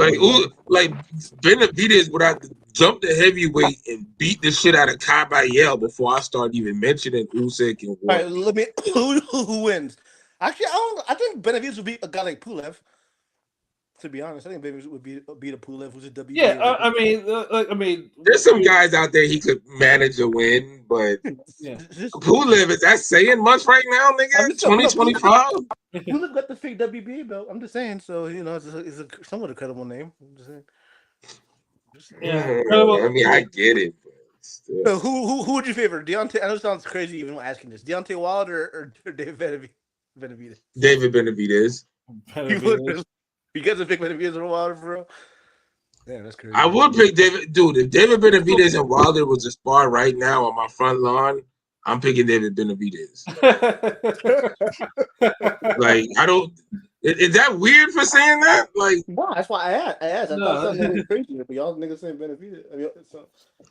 I ain't picking Wilder to beat nobody. Like, not no Benavidez. Benavidez, like, you too poised for Wilder. Like, that he's like the polar opposite. Like, that's the nigga who live and breathes boxing for half his life against a nigga who's been trying to run away from boxing. Right. Even though boxing's been good to him. Like, a nigga who's twerking in the gym and doing all types of weird shit ain't beating a nigga like David Benavidez, who was putting in real work in the gym. Like I said, I mean, Wilder's level is now fully. Now I'm glad now it's fully seen for what it is, like what his true level is. Yeah, like and that's no hate. Like, he overachieved. He overachieved big time, but once. And you know what, America in the heavyweight division, maybe we deserved that. We needed that. Like, everything happens for a reason. Yeah, but once he got figured out, he got figured out. That's pretty much it's been a wrap. Figured the fuck out. Yeah. Like you like literally found out like hold on, there ain't no fucking tooth fairy, nigga. Like that's how that shit was. Like, oh damn, like okay. I just think I think America is so desperate for an American heavyweight. They're just because my thing is not everyone needs to go up to fucking heavyweight. That's just the thing. Like, I mean, people get everybody's Roy Jones to start at middleweight and go. Yeah, I mean, hell, not. Yeah, I know John Ruiz, but still. Hell, even some cruisers should go up to heavyweight. Because I still remember when what's his fucking name at cruiserweight that fought the French dude. I want to forget his fucking name. He went up to fucking heavyweight, and I was about to say it's Mormac. I know with the beard. Yeah. Yes. Yeah. Fuck, I can't remember his name. Shit. He fought O'Neal Bell, right? Yeah, he fought O'Neal Bell. Like, dude was a great cruiserweight. He was a damn good cruiserweight. Mormac. Yeah, Mormac. Yeah. How the fuck I remember that? Jeez. Yeah, but when he went up to heavyweight, he was terrible. Like, and he looked like a guy who could have carried heavyweight, but he couldn't. Yeah, he didn't have heavyweight like punch resistance or endurance or even the power. And that's only like 10 different 10-pound difference. Like, I know Michael Mora was chinny, but at least he had the power and the boxing skills and shit. Like, the more like, you gotta have a little more to go at heavyweight. I just don't think David Benavidez will have like the full body. Like, you can be picky with him. You gotta like Xander Zayas manage that shit. Right. What if he schools Zerto 12-0 or something, or beats shot Zerto? Would y'all give him a better chance? If he look, the Zerto fight's 50-50 to me, but we've seen Zerto get schooled. Like, but Bivol and Benavidez, they have similar styles, but they're not the same. Okay. Well, let's ask real quick. It's applied differently. Okay, But now I'm just saying, like, I could see Benavidez doing that. But at cruiserweight, I just feel like Zerto just is on he fights on another level. Like, I think he knows how dangerous he could be at cruiserweight. Well, Zero's fighting. We talked about him on the Golden Boy card. He's fighting Safar now, and I got announced he's fighting Safar yesterday. Oh yeah. The fucking Zafar. That should be a good fight. Remember we were asking, who win that fight because Zafar didn't end up stopping him, or what was the decision? I forgot in his last. But either way, Zafar, I think that should win the decision. Like, they should have stopped it, but he couldn't get them to stop it because he let the dude come back. Yo, Zerto, yeah, that's a good fight. But he can't let up off on Zerto. Like, But do y'all think Benavidez beats the Russians at 175? The two guys, Benavidez better be even Bivol? I think Benavidez, like all of these, The crazy part is all of these are 50-50 fights to me. Like Benavidez versus both of them. Like, Both of them? like I think Benavidez could beat Bivol, and I think he could be better beat. Like these niggas ain't invincible, man. And also, those two fights probably took a lot out of him. You know what I'm saying? Like, Bivol. That too, but we've seen like Better Beef can be outboxed. Like Benavidez, he don't have the footwork to do it in the traditional sense, but he has the poise and the height and the skill. Like he'll do it off the activity. Like I can see it happening. Yeah, it's And definitely that possible. one nigga took him 12 rounds before Better Beef could get him out of there, and he wasn't doing nothing special. Yeah, like Bivol is a great boxer, but Bivol isn't. I mean, like he fights down to like to the opponent's level sometimes a little bit too much. Like, I mean, Yeah, he only gets dangerous if you get dangerous with him. yeah, Like that one guy he stopped before the first Better Beef fight. That dude was throwing fucking heat at him. yeah. So But Bivol knew he could hurt him, so Bivol threw heat back and got him out of there. With Benavidez, he might not know if he could hurt Benavidez. And didn't they say they sparred before?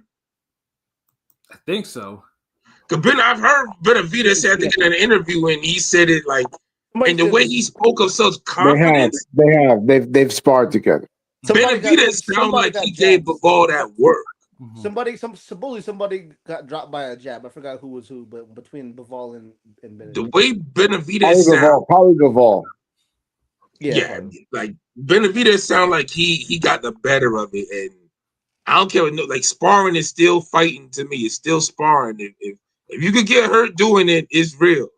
No, because you have some people that aren't American and more of the Russian fans. They think Benavidez don't have a chance. I'm like, he has a clear chance to win. Bivol don't move his head. Bivol's one of those guys where his offense is his defense in a sense. Like it's like Spence in a way. Like he punches correctly, or he punches out there. He brings his hands back, so he's good at deflecting and parrying shots. But he ain't opening up to really exchange with you though either. Yeah, you could jab. You could jab him definitely. Yeah, because he keeps his head on the line. He's trying to defend with his hands. Yeah. So if you're doubling and tripling up the jab, and then you're throwing punches after that, like you can kind of pin him. You got to give him props for being the only man to go 12 rounds with Better Be twice. You know what I'm saying? Like that's yeah. You gotta be special. He barely did it this first fight.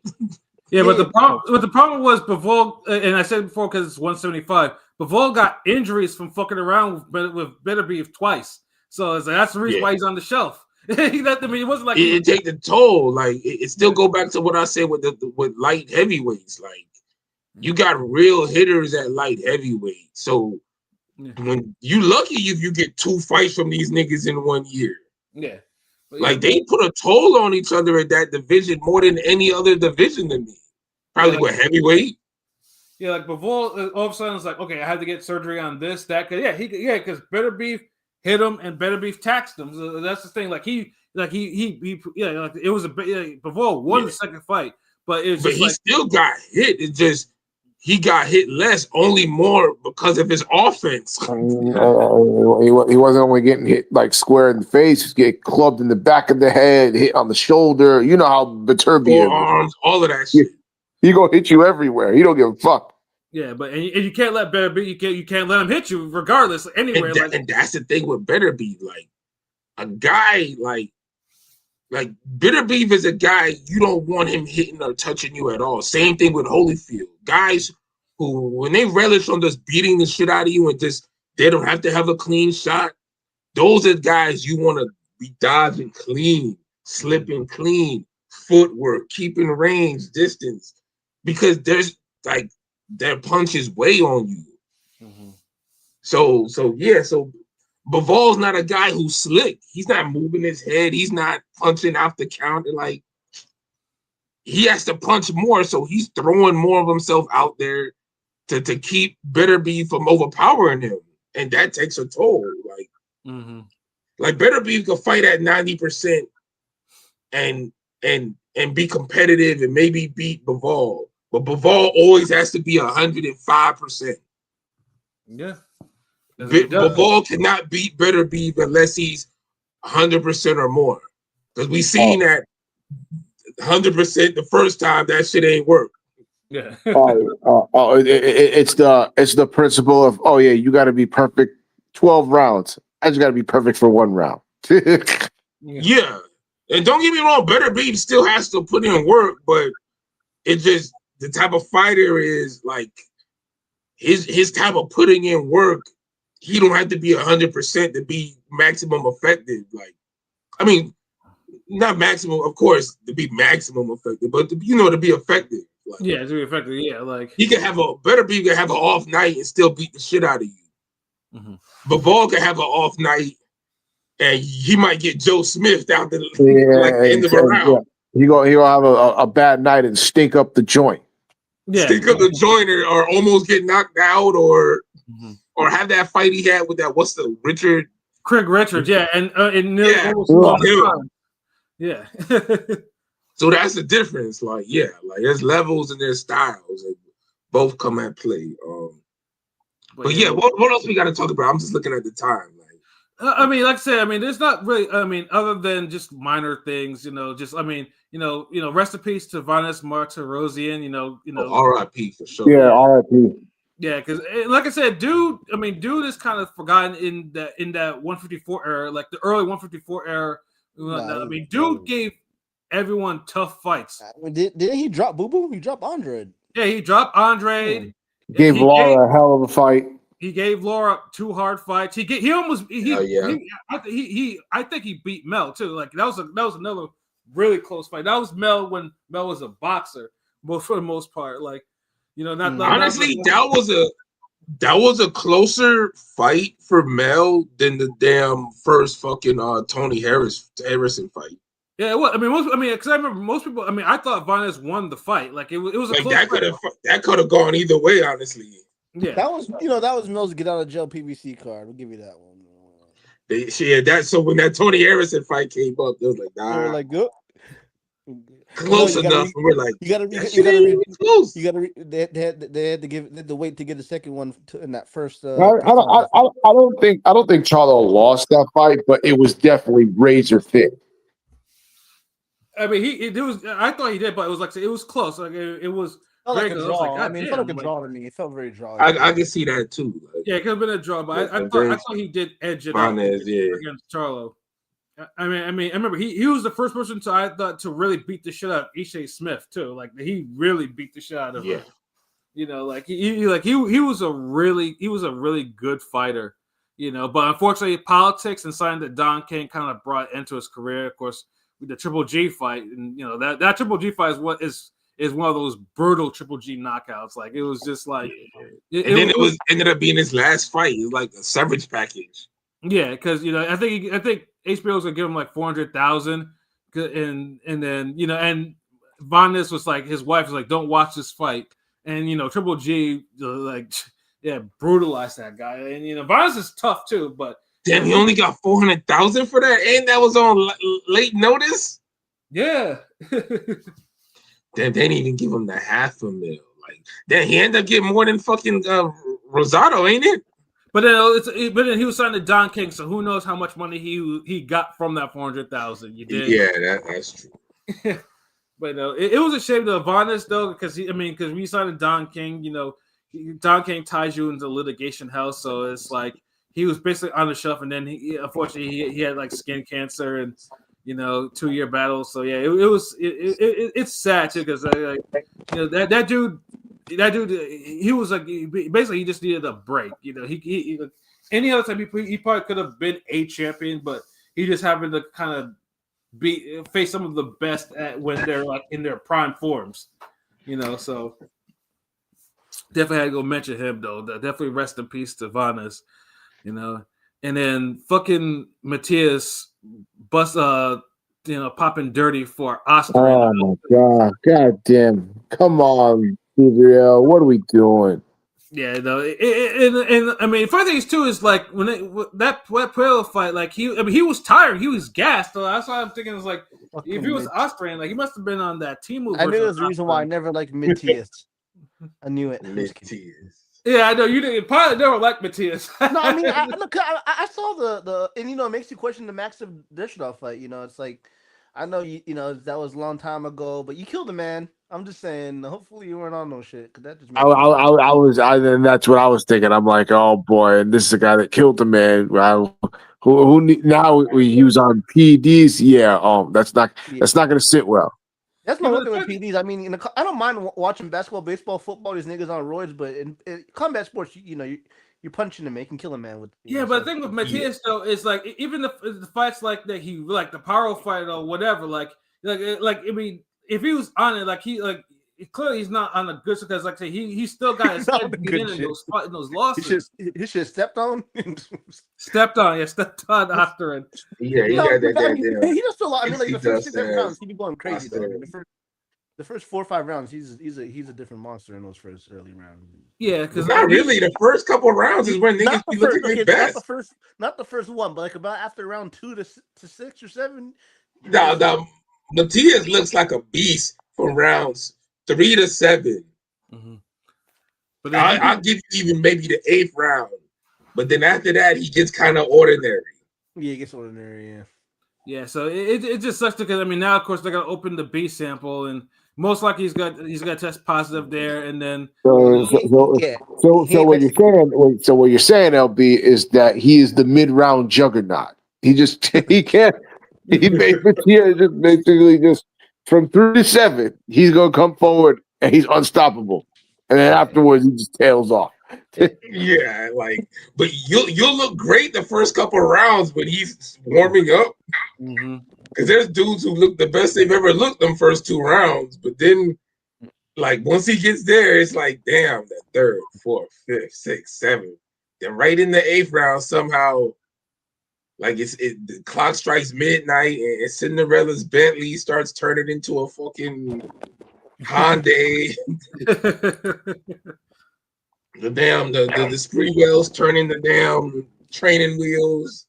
Get the lawnmower engine. So yeah, shit does not start looking right. You know what I mean? So yeah, I mean, well, we'll see. I mean, obviously, if the title gets stripped, and I mean, he's Subrio's not Mexican, so he's not going to get away like Jaime Munguia and Chihuahua did. So he'll get stripped. But I do wonder if they're going to make Roach Cruz in a couple weeks, which we'll talk about next week or something, or whatever.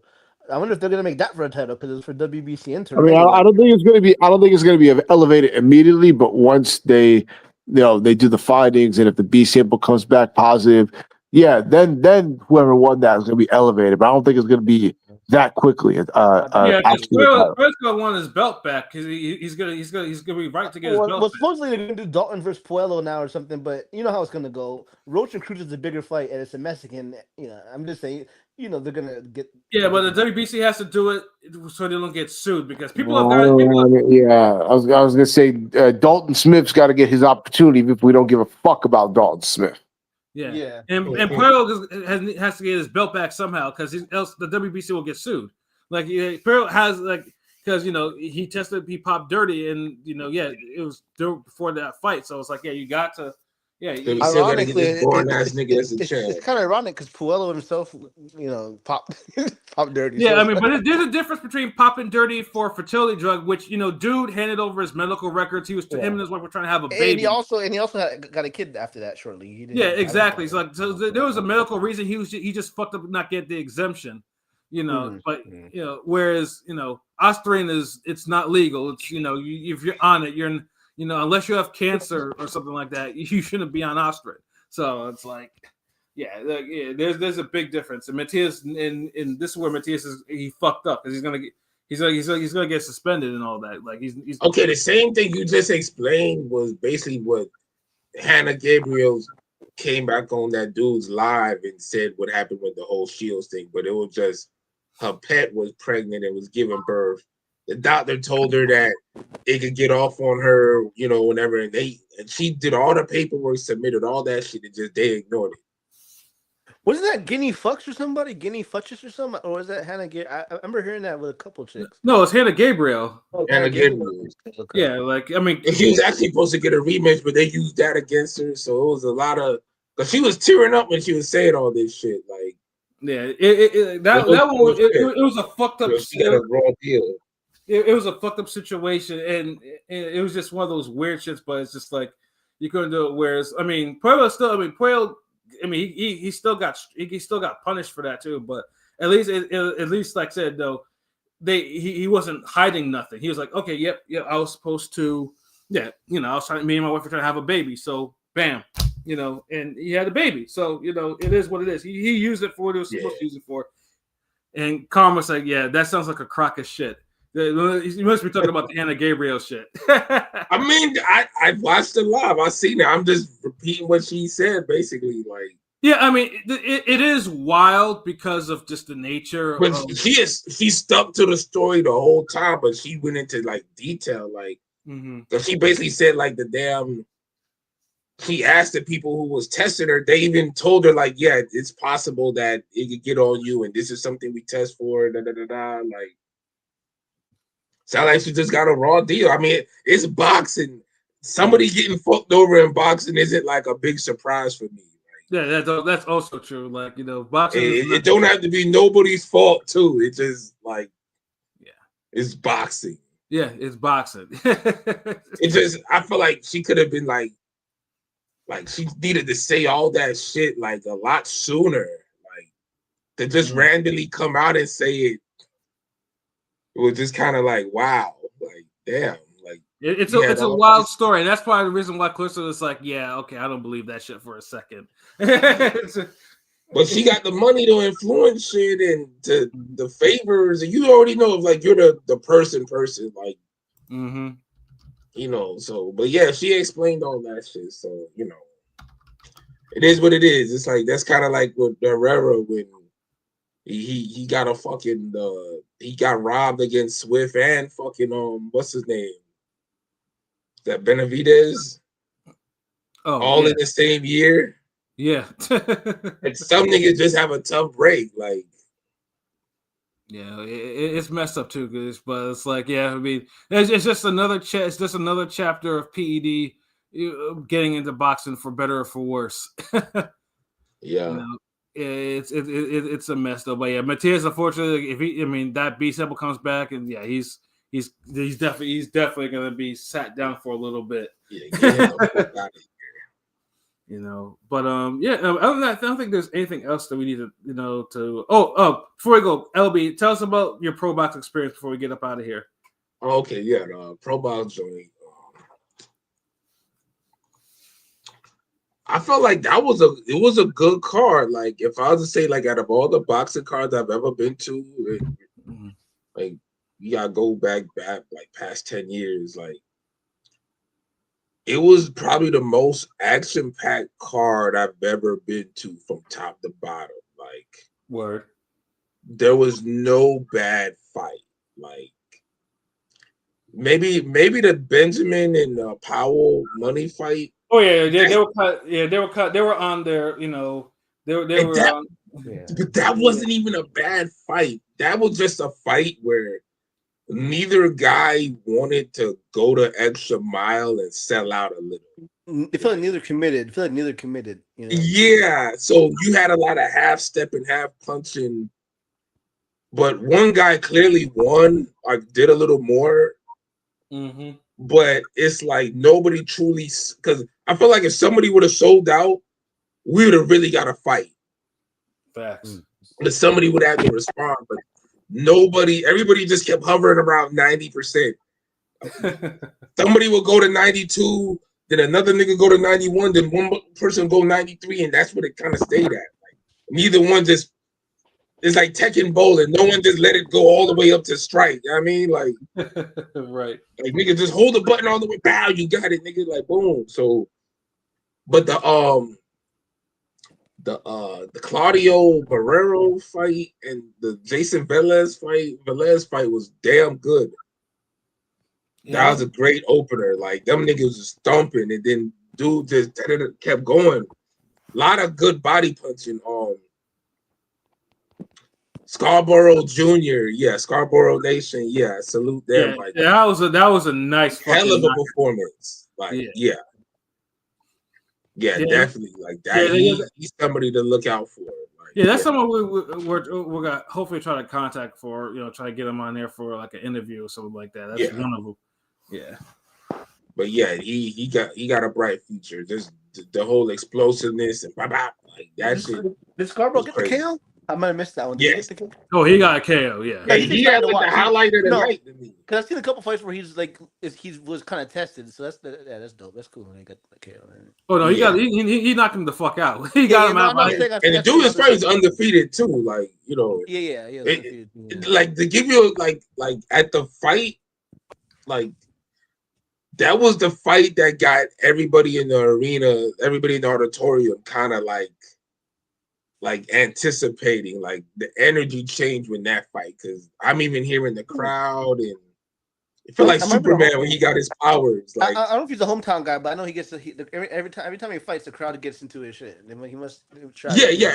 He is like, but he ain't the hometown down here, but he brings that with him. Like they rep him, but he fucking it just, the energy was different. Like everybody kind of knew, like everybody felt like his fight was like the fight for the night. Yeah. And he wasn't even the main event. But everybody took his fight serious. But so for him to show out like that was good.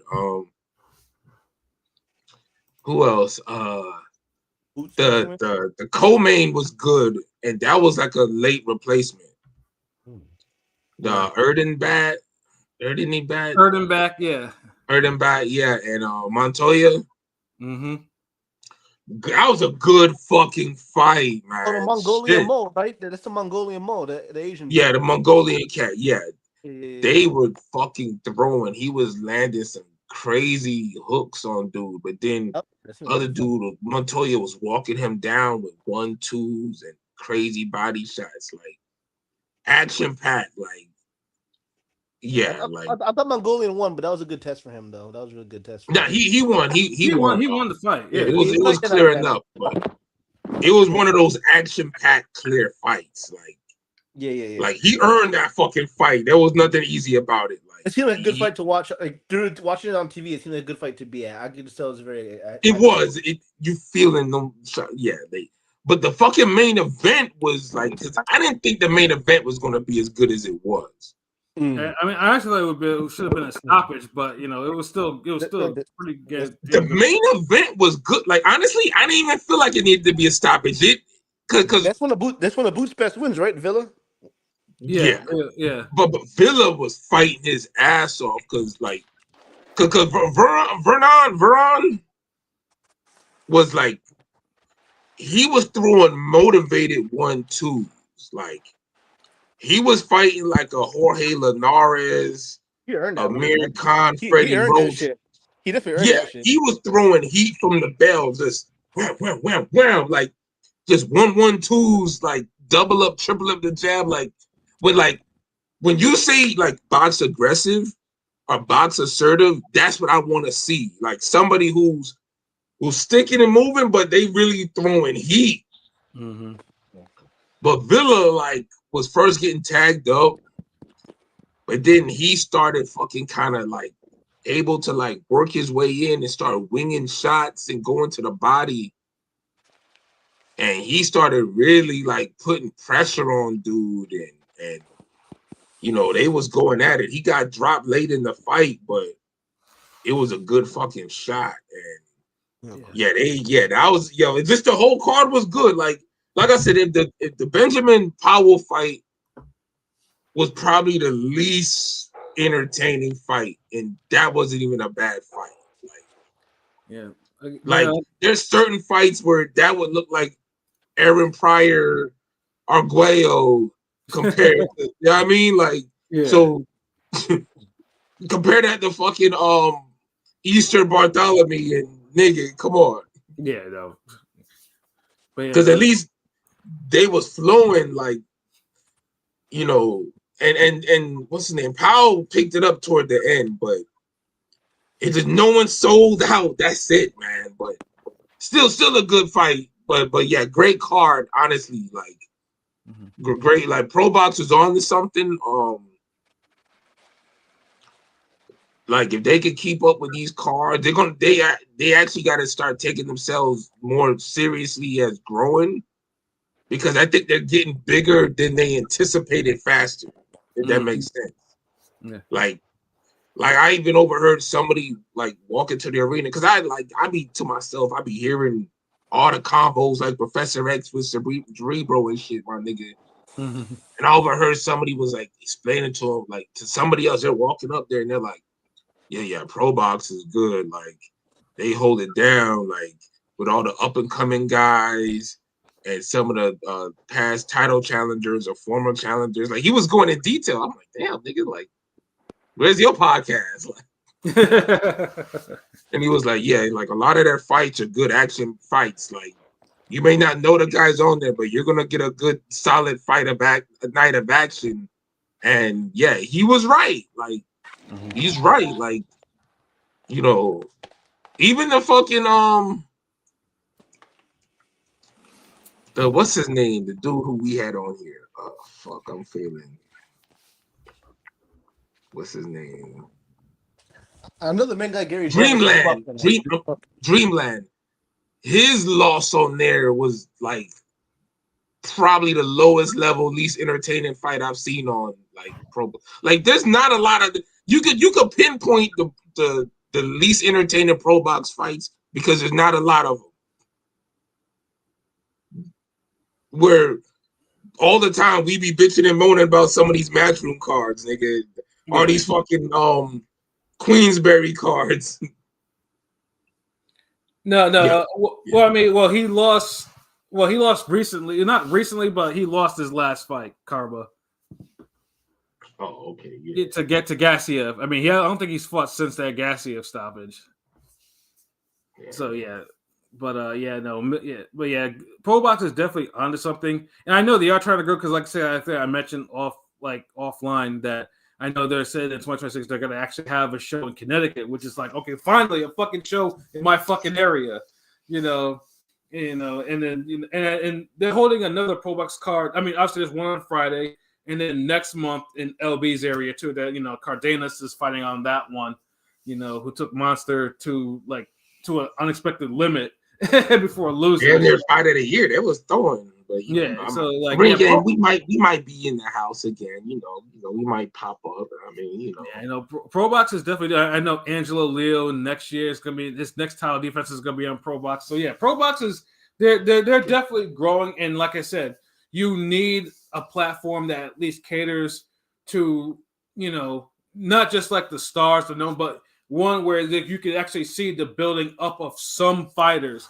or people getting tested. Yeah, and they're getting Pro Box is like, I know it started out to be like the turkey sandwich that holds you down until you get like a Philly cheese, or like it's the steak guns before you get the filet mignon. Like, but they're growing in a sense where like now it's becoming its own meal. If that makes sense. The owner Gary Jones, as he's seen on podcasts, he said basically he wants it to be like Friday night fights. He wants to bring that vibe back, but it's getting to that level, but it's almost looking like it's at that level and it's getting higher than that. Like it truly is, like, especially the way boxing keeps going when we're like hard pressed for fights in America. Yeah. They Pro Box got a big future. That's all I can really say. I mean, the past few years, they've been doing it longer, but the past few years they've had more champs coming out. Like you got Angelo Leo. Exactly. There's been more names. Look at the views on the videos too. Like, they almost clearing 200K. Like niggas be tuning in on them Friday night fights, dog. Yeah, like I mean, all Pro Box probably needs right now is if they get onto an actual channel or whatever, and they can still do the YouTube thing, then they'll probably blow up even more. Like or they get like a real a known guy. Like if somebody ends up being like a known guy ends up being on one of their cards. Like I'm talking about like a star level. Like I'm not saying Gervonta Davis, nigga. Like I mean, but Roach a spawned off Teofimo there. type of guy. I'm saying Roach spawned off there. Roach is in the last big fight of the year. I mean, he's a pro Yeah. guy, really. So it's like, Yes, I mean, like I'm talking about a guy who like could Roach come back there? That's what I'm saying. oh, I got you. Well, no, the thing is, he does like a lot of the pro box shows in DC and are like his own promotion, so he kind of got business with him because it's pretty. Yeah, so like we see more of that, then yeah, they definitely sky's the limit.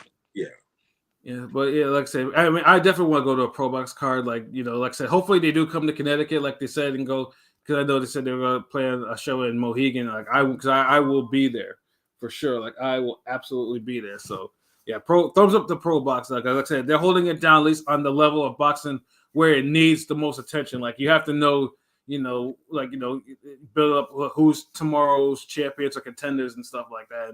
And it's steady. It's steady quality. It's no blips in, because that's what happens with like too many times back in the day with boxing. You know, we might have 2 or 3 weekends full of boxing, but they be up and down. Like one weekend it'd be great, another weekend's shit, then the next weekend's mid. Mm-hmm. Like Pro Box is kind of giving you like at least B+ quality for the most part. 90% of the time, right? And that's saying something for that, especially for that level where they could give you an A+ card. Because this card was an A+ to me. Like it had everything. Word. You know, but if they're giving you at least one A+ card a month, and everything else is a high B or a B+, whatever, then that's damn good work, bro. Because a lot of people ain't doing that. No, even Golden Boy stumbled up sometimes because that one Golden Boy card we seen recently was horrible. Yeah, yeah, that was one of the most horrible cards I've seen from them in a while. Yeah, for the year, like I would hate to be at that card live. Yeah, but the card I was just at, like them niggas were thumping it. It was moving along. Like next, like okay, fade, bye. Next, like bye, decision. Like, So Pro Box, shout out to Pro Box. You need something to hold you down. But it get to the point where you don't want it to hold you down no more. You want it to be the meal. And that's what I see them niggas becoming. It may not be the biggest meal, but they going from a snack. Like it's like you adding like more shit to the beef patty now. You're adding like the hot fries, the honey bun, the grape soda, all the dirty foot meal. Facts. But it's becoming a meal though, and you need that, like especially in this climate. So yeah, shout out to Pro Box, good card. And they keep expanding and getting little hubs all across America for monthly fights. You know, that's a takeover. So shout out to Connecticut if they get some up there too. So this nigga Pat could get there. I mean. Yeah, New England's starving for some damn fights. Like seriously, But I won't go off on that tangent now. I'll say that for another time, though. But yeah, no, this is a good show. Get our bars off and whatnot. And I know this week, obviously, it's Thanksgiving and everything like that, and Black Friday. So just make sure if obviously if you celebrate the holiday, have a safe one. Don't go too crazy. I know the football games are up on there. I know my Eagles are facing on Black Friday.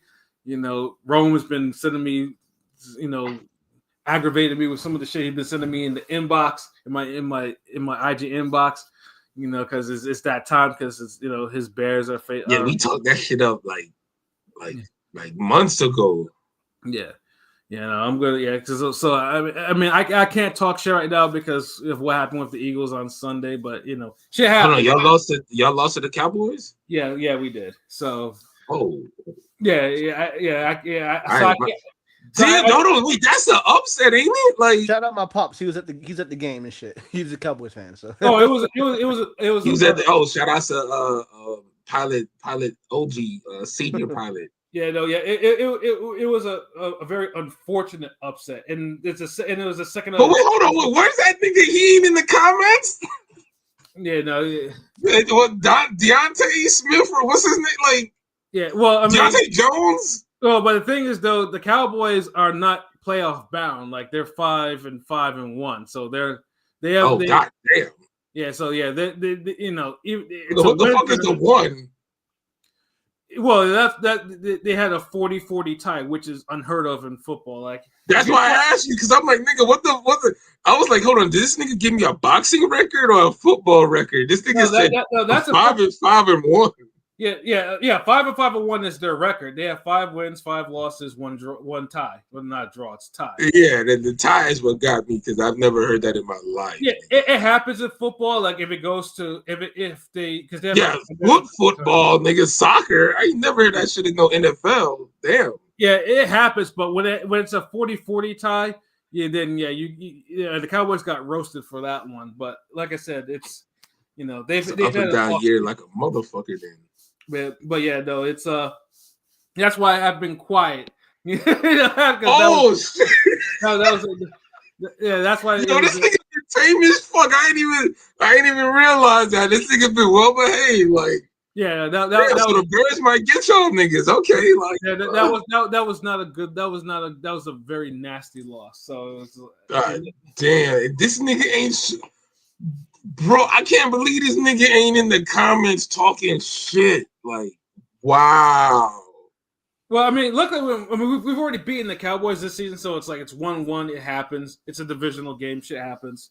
But still, okay. If I would have had time, I would have made a cartoon for the Eagles Bears because I had something in mind. But I just hate ain't had a time because Prolific came back with some heat.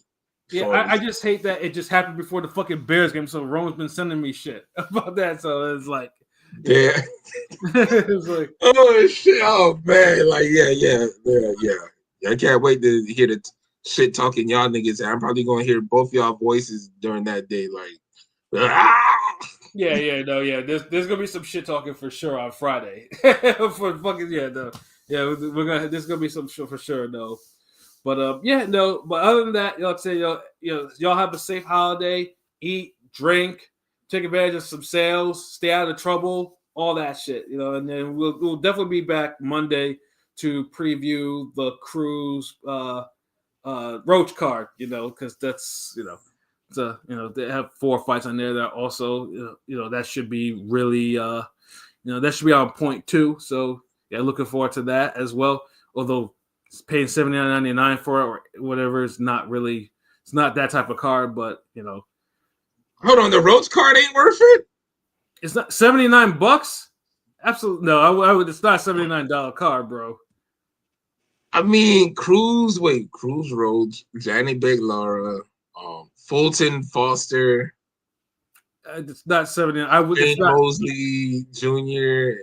Ramos. Yeah, it's not. I mean, that's a good $50 card, I guess. Yeah, $50. I'm not like, dude. The last pay-per-view we just had with Benavidez, that shit wasn't worth what the fuck that was. I had a voucher, so it was cool with me, so I didn't care. Yeah. I had a voucher too, nigga. Yeah. Voucher gang. Yeah, Miss Bitch, what it do? Salute. Well, notice me say like, yeah, salute. Yeah. Miss Bitch though, yeah, you come here late as we're wrapping up though. Final boss. Shut up, look at that 80s nigga that wore beret to the jazz music. Yeah, what the fuck? But nigga, because I'm ready to hit the gym. That's all. So we're gonna get him to the gym. I might go live. Shit, who knows, nigga? Bring vampire boxing back, nigga. You know what it is. Word though. But for myself, Pat Scorpio, New England representative, for LB Sharif, the God, the GOAT artist, for King People Bodega Band, for Conscious Pilot. This has been another wonderful episode of Real Talk, where as always, if shit's real, we talk about it. So until next time, peace.